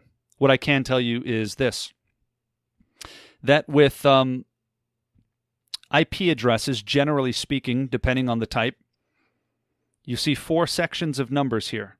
They're called octets. Generally speaking, the first couple indicate the network that the signal came from, and the second pair of octets indicate the host, or the device, perhaps, that the signal was sent from. We have IP addresses from Charles Jardin matching 11 out of those 12 digits. 11 out of those 12 digits in exact numerical order, literally except for the very last number. It rather appears that whoever sent this threat sent it from the same network that Charles Jardin has sent emails on, and perhaps even sent it from the same device that Charles Jardin sent it from. Perhaps. That's still under investigation. But 3 sets of those octets are identical, and the last number is off by 1 digit. And we have several email address, IP addresses from Charles that match this. He appears to have many of them. As a tech guy, it's possible that he has purchased many static IP addresses, who knows what. It's worth mentioning in passing. I can't make a declarative statement because it's an expensive process to do forensic on computers. What I can say is this man is a hypocrite and a liar. And everything about this indicates that Jacob Prasch and Charles Jardin were behind it. What is particularly interesting is this. The same brother who wrote the email in July 19th of this year, just before I issued my final rebuke, responded in the aftermath of their false witness against me and all of the deflection. Among other things, he said on August 7th, okay, this is 4 days after I sent my letter, 2 days after I made it public, he sends a follow-up to the board. Dear Jacob Prasch and Moriel Ministries board members and administrators, the following steps would go a long way toward addressing the concerns recently raised by friends of Moriel. Taking these steps would show good faith by Jacob and the board before the body of Christ, the unsaved world who's now watching, and most importantly, before our Lord Jesus. Here's what he suggests. 3, there's several things, but these are the relevant points to hear. Publicly admit that Moriel's official public response to being accused of the veiled death threat was inappropriate, in that it echoed and amplified the ugly and hurtful assertion that Deborah has AIDS. Yeah. Issue a public retraction of Moriel's original statements on the matter, and issue a sincere and unequivocal public apology, which they have not done. They never even responded to this man's email. This is a man who has been personal friends with Dave Lister and supported Moriel for years. He says, 4, publicly state your agreement that anyone who knowingly had anything whatsoever to do with authoring, commissioning, creating, posting, forwarding, editing, contributing to, or covering up the identity of those responsible for the threat to Deborah, A, should publicly admit their guilt and be disqualified from public ministry, and B, should be held civilly and or criminally accountable if they are found to have broken any laws. He adds this asterisk. Regarding this point, I offer up to $20,000 out of my own family's pocket to be paid toward a private digital forensic investigation in cooperation with law enforcement if required, leading to the public disclosure of the identities of those who had anything whatsoever to do with authoring, commissioning, creating, posting, forwarding, editing, contributing, or covering up the threat message in any way. This would require willingness from Linda McIntyre, Jacob Prasch, and others linked to Moriel Ministries such as RTN, FBC with John Haller, etc., to voluntarily cooperate fully with the investigation and supply any requisite evidence for uncovering who exactly was involved and exonerating those who weren't. The investigation would be done by a neutral, credible, and reputable third-party digital forensic investigative team, or by law enforcement, or a combination thereof. Unfortunately, this may require involving Hugh Smith, since the threat was posted on his blog site. If he clams up and refuses to cooperate, it would only implicate him as the potential source. But for the sake of the good that would come from finding who was involved, even such a dreadful task is warranted. A final report would be made public, and anyone who refused to cooperate or is found to have destroyed or concealed evidence would be identified in the report by name. Since Linda McIntyre has already volunteered herself for a polygraph examination on this matter, it's reasonable to expect she would support this investigation fully and without hesitation. Certainly Jacob and the Moriel board members and administrators and any friends of Moriel would want to be officially exonerated on this matter, correct? He says, my offer to fund this investigation expires August 14th, 2021 at midnight. GMT, where Jacob is, if Jacob and the Moriel board have not agreed to the investigation in writing by then. They didn't so much as respond. Again, he sent this on August 7th. All of this, very generous offer. Says, I offer this for a full week. My offer is going to expire on the 14th. They didn't so much as respond. Dave Lister, who has known this man personally for the better part of 2 decades, didn't even so much as respond to a personal friend. That doesn't look good. You know why? Because it's not. So while some people originally suspected Linda could have had something to do with it, I don't think she did at all. She apparently had something to do with other things, but I think Charles Jardin and Jacob Prasch were behind that threat. Notice what Jacob sent me on August 25th, not too long ago, after I had been silent for several weeks after posting this stuff. He's getting nervous. Haven't said a word. And then he sends some blackmail threat. August 25th, Jacob says, you made your attack against my ideal preferences. I was forced to respond. J.D. Hall has got a hold of it, and any good we did together by God's grace is gone. The big winner can now only be the devil. Drop this, Joshua. I don't want to be forced to use the ammunition I have against you. I don't hate you. I just hate betrayal. You have another view. If you hate betrayal, Jacob, why have you made it your apparent militant mission to betray Jesus? To betray truth?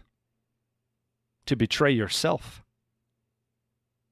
Ammunition you have against me? You're a pathological liar. He continues, love does not take into account a wrong suffered, so I ignored your first sniping in March. Everything Jacob talks about is in terms of war strategies, sniping and attacks, etc. We have both made our points, and continuing this will be of the devil. The Lord doesn't want it, and neither do people, except for Hall. Don't presume to speak on the Lord's behalf, Jacob. You've clearly shown the Lord has nothing to do with you. Not now. Please drop this. I will never mention you again, and you ought to do the same. We both have better things to do. No, we don't. If you think I'm disqualified from ministry, Jacob, and I have serious personal and doctrinal problems, which is a load of, horse hockey, then certainly you should be eager to warn the body of the danger that I pose to them. That's not what this is about. This is Jacob's desperate attempt to silence what he knows is about to come. I don't want to be forced to use the ammunition I have against you. Good luck, Jacob. A curse without a cause shall not alight. And this plethora of evidence speaks for itself. There's no need to respond. Just end this before any more unnecessary strife. This is not strife. This is necessary, because this man will set a snare for your soul. And I believe wholeheartedly this man was behind that threat. And guess who else believes a lot of what I believe? David Lister, second in command, apparently, with Moriel, Jacob Prasch's personal friend, the secretary of Moriel, the man who handles all the finances, etc., David Lister. I called David Lister back in December of 2020, December 29th, 2020, when I first read this death threat. And immediately my stomach dropped. I immediately suspected Jacob and Charles were behind it. I couldn't prove it. I knew they had created this website, but I couldn't prove it. And immediately began trying to figure out what was going on, get to the bottom of it. I talked to Jacob about this. I called Dave immediately. And after their denial, I had to go back through my old phone and thankfully had this call recorded. Both New Mexico and Tennessee are one-party states, meaning that I and anyone else has absolute right to record all of their conversations and to share them at will. This was a over 30-minute conversation, and I pulled it down to approximately 7 minutes, where you are going to hear Dave Lister not only never disagree with me about anything, never even insinuate that I have serious personal or doctrinal issues, but you're going to hear a man concerned and a man who agrees with every single point I have raised in this conversation. This was not hasty. This was about 9 months ago. December 29th, 2020, I immediately started looking into this, trying to get to the bottom of it. They're making this out to be like I just had some lapse in judgment and I've become irrational suddenly. Well, if that's the case, Dave Lister himself has some explaining to do. Let's listen. I don't know if you saw the website that she's referencing. It was like a clone of their Bethel website. Nah, here's what Charles and Amos are the ones that were doing the research and everything on this. We, as a board meeting, we were just brought in what we wanted to do, and we just said that Charles is going to gather up the information and put it together in a letter and send it to these websites that these people are writing in order to get all these websites pulled down. Because the guys are like wacky, is just obsessed. You know what I mean? Oh, no. I'm talking about and all that stuff. Right. And Deb included too. So what I'm talking about is what she's talking about, right? She's talking about a website that was cloned their website or whatever. Did you see that one? No, I haven't seen any of this stuff. I've been too busy moving, man. Okay, so Charles and, like I said, Charles and Amos are the ones that handling all. No, look at David knows Charles and Amos are the ones handling this. In other words, Moriel did commission Charles and Amos to do stuff. Dave knows more than he's even letting on here. He's just surprised that I know. Yes. They put her cell phone number up there and a picture of her home and some other stuff. And then, of course, I read the threat message that she received, and it's disturbing. I don't care who you are. Whether I like Deborah or not is irrelevant. I know we didn't do it. It's a disturbing thing. Well, see, he gets concerned right away. I know we didn't do it. We didn't do that threat. Here's the thing. That website, Dave, I'd be willing to bet both my feet Charles created that website and Amos helped him and Jacob directed it. And I know this because Jacob asked me to make that same website several times. Well, and if that comes back, that's going to be I hope you guys aren't doing this, but anyway. So immediately, Dave Lister agrees with me. He said, I asked him and said, I hope you guys aren't doing this. So second in command of Moriel as of December 29th, 2020, suspected exactly what I suspected. And yet him and the rest of the Moriel board wrote that the charges I leveled against them were conjectured and without any real proof. So much for conjecturing. Even Dave Lister was immediately concerned. What is more concerning for me is that the stuff that was written on that website is not inconsistent with that threat message. And as much as I don't want to believe that Jacob, Amos, or Charles had anything to do with it, for the life of me, Dave, I can't think of anybody else who'd have a motive to write that. The only person that really is upset with her is Jacob. He knows her personally, and that message referenced her home in Fife, Scotland. Nobody else would know that. Yeah, I heard that, yeah. I am confident, beyond a shadow of a doubt, that website was built by Charles. And at Jacob's direction... That was my belief. Yep. I thought it could have been, because that sounds like something you could do, and I thought that before the dev comments and everything, and so... I'm just concerned about it. I can't speak. He's concerned about it too. That was his thought. Even before he read the Deb comment, he suspected that's something Charles could do. Immediately, Dave Lister suspects Charles is behind a website. And he knows for a fact that the whole Morial board, has told Charles and Amos to do some research on this front. Wow. Dave Lister. Jacob's liar in arms. For the comment, but I can say that for the website, if you ask Charles face-to-face, did you make this website, and he tells you no, he's lying. I can only hope and pray to God that they weren't extra stupid and wrote that threat to her, because if they did, and a UK cybercrimes division's looking into it, I don't know how that's going to be explained. There's just no explanation. That's crazy. And I brought this up at the meeting that, look, if cybercrime does look into if they have the way to find things out. Yes. That other people don't. Why would Dave Lister bring this up at a meeting if he didn't think that any of them could possibly be involved in that? Remember, the Moriel board public statement said any insinuation that anyone connected to Moriel had anything to do with this comment is nothing short of deranged. And yet Dave Lister was concerned enough to bring up the point that the UK cybercrimes people have ways of finding this out. Who's deranged here? I don't know what's Moriel going to say. There's not a response to that. Like, how do you respond to Jacob, Amos, and Charles, or one of the three made this comment? Who's taking that fall? It's going to blacken the eye of Moriel, no matter who it is, if they can trace that back. And number two, that's secondary. Reputation of Moriel. Everybody would make, all his enemies would make hay of this.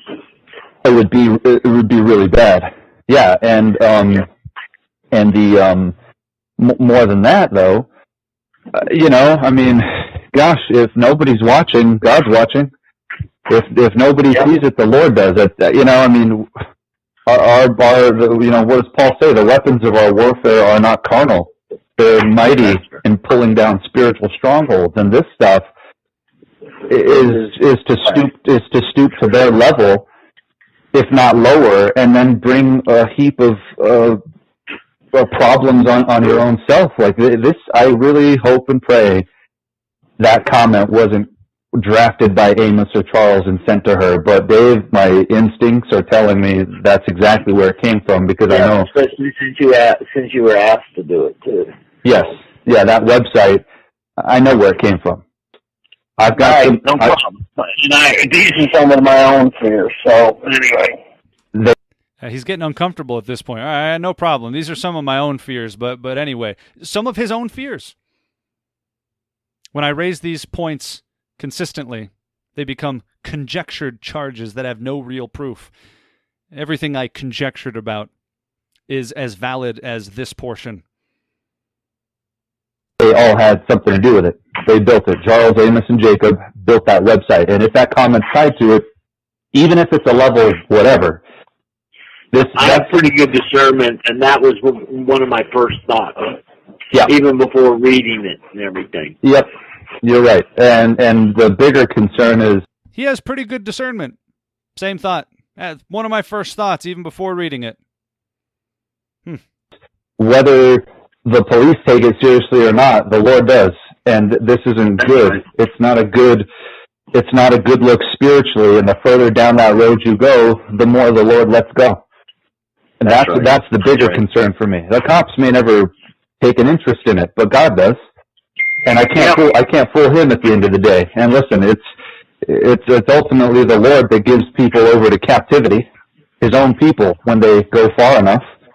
You know, He's the one that raised up Nebuchadnezzar. You know, I mean, my goodness. You know, so whether the police take it seriously or not, spiritually, it's not good. Like this is so monumentally stupid. I'm kind of blown away that they would even the fact that I can't rule them out of making this comment is already concerning to me. The fact that my initial instinct was I think that they had something to do with it is really it's awful that I can't rule that out. I can't say, oh no, they would never do that. Somebody else must have. It doesn't make sense. Yes. So this is concerning to not just this plan, but as a Christian, first and foremost, it bothers me that I'm even having to consider this. I know Jacob directed the creation of that website. I know Charles made it. I can't disagree with you, Joshua. Yeah. Like I said, it was when I heard this and Marco read it out loud to me, right. Well, I wasn't happy. Right. Because, look, you and I both know Jacob can't let things go. You and I both know Jacob can't let things go. I can't disagree with you, Josh, as he laughs. When Marco read it out loud to me, I wasn't happy. Dave himself knows Jacob can't let things go. Dave himself knows Jacob's capable of doing everything that we've talked about and proved. And guess what? Even as you've seen all this, as mortifying as it is, as repulsive as it all is, deep down, you're not really surprised, are you? Deep down, as all of these things were confirmed, some small voice inside you said, I'm really not surprised. I could see Jacob doing these things. Sadly, you're not surprised. This is a confirmation. Yes, and that's my point. Yeah, he asked me to do that website so many times I was getting annoyed with the question. Right. And if they're at all tied to that comment, this is going to be a headache and a half. It's not going to be good. No, not going to be good at all. You know, the last thing you need is a headline saying Moriel is behind terroristic threats or whatever. And how do you? There is no explanation for that. There's none. I can't back that up. I can't defend it. If that comes out publicly, I'm just telling you now, I'm going to be forced to make a public statement repudiating that action. I don't have a choice. I have the loyalty to God first. What am I going to say? People are going to ask me, do you sanction that activity? I'm going to have to say, no, I don't. And I hope it doesn't come to that. I'm praying, but I read it and I thought, this is not good. This is really not good. And so, what I can do. Yeah, I mean, unfortunately, we can't. You can't take it back now. It's out there. Whoever did it, did it.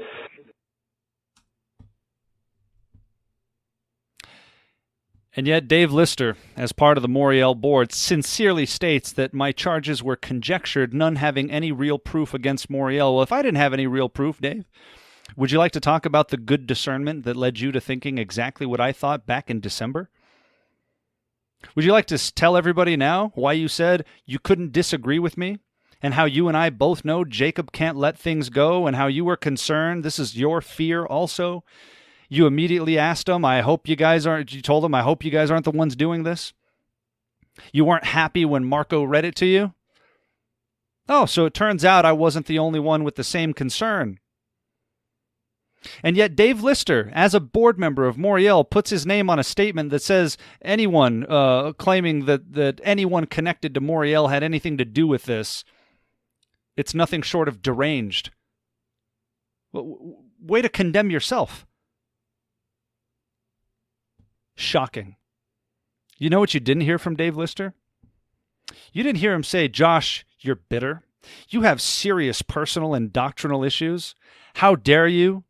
You want money. All of the litany of insane, defamatory remarks Moriel has issued against me since my letter. Contrary to that, Dave Lister says, I can't disagree with you, Josh, and laughs. That was in December. Talk about long-suffering. Trying to get to the bottom of this, trying to figure out what it is. Not making an accusation without knowing for sure that it was valid, and yet knowing for certain that there was enough concern that I needed to address this right away. What's going on? There's Dave Lister. At no time, Dave Lister put his name on all of these lies. Jacob says here, Joshua's actions, he told this to Amos, Joshua's actions in sending such a hideous email to 90 people was not even rational. I didn't mind his previous email. Oh yeah? Even though I disagreed with it. But a massive circulation like this is dangerous. Translation, too many people will know my secrets. You see, Jacob and Moriel were content to dismiss it as long as it stayed within a relatively containable unit. I sent my first email to 17 people, roughly. The other brother sent his email to about 5 people. Moriel was okay with that. Jacob was okay with that or didn't mind it. The moment I sent it to 90 people, it was irrational. You know what's irrational? Everything we've just looked at. It's crazy. It's psychopathic. It's calculated. It's demonic. There's a spirit on back of it. And what is animating Jacob is sick and twisted. But here's what Jacob immediately told another brother. Joshua has very serious problems, both personally and doctrinally. Really? You didn't mind my first email, but when I send it to 90 people, suddenly I have serious personal and doctrinal problems. No, Jacob Prasch is a liar. And as we're commanded, 1 Corinthians 5:13, to purge from ourselves the evil people. Again, I must reiterate that you go immediately to Devore Truth and unsubscribe. You go immediately to FBC and unsubscribe, immediately to Dean Gibson and unsubscribe, and absolutely go to Moriel TV and unsubscribe. And while you're at it, go to the Moriel Be Alert Facebook page and unsubscribe from there. Because Jacob Prasch and Moriel have been exposed as liars and frauds and cheats and deceivers. Again, the email from Jacob sums up his own dealings, pride, lies, and videotape. At no time did Moriel commission any spoof websites. We probably saw 9 or 10 different times. Provable with documentation. Not just spoof websites, some of the sickest things that I've come across. And then lies compounding it on paper, in writing, conjectured charges at no time. We never did this. They are liars, the whole lot. And they need to be separated from, purged from your life, from your attention span, etc., etc. To the extent that Jacob Prasch may have broken the law, he needs to be criminally prosecuted to the fullest extent of it. I'll leave that to those to whom it has been appointed. But this is undeniable. And if you continue to support Moriel and Jacob after this, you're as shameful as him. And yet somehow, some way, it gets worse. If somebody does something serious, he's out. I don't care how gifted they are. They're not known by their gifts, they're known by their fruits. They have no right to be there. Oh, he repented, then he won't be in the ministry. You accept the ramifications of what you did. If God forbid I should ever go down morally, do me a favor. Never come listen to me speak, even if I should deceive myself into thinking I should be able to. I should never be able to if I ever did that. May God keep me from that.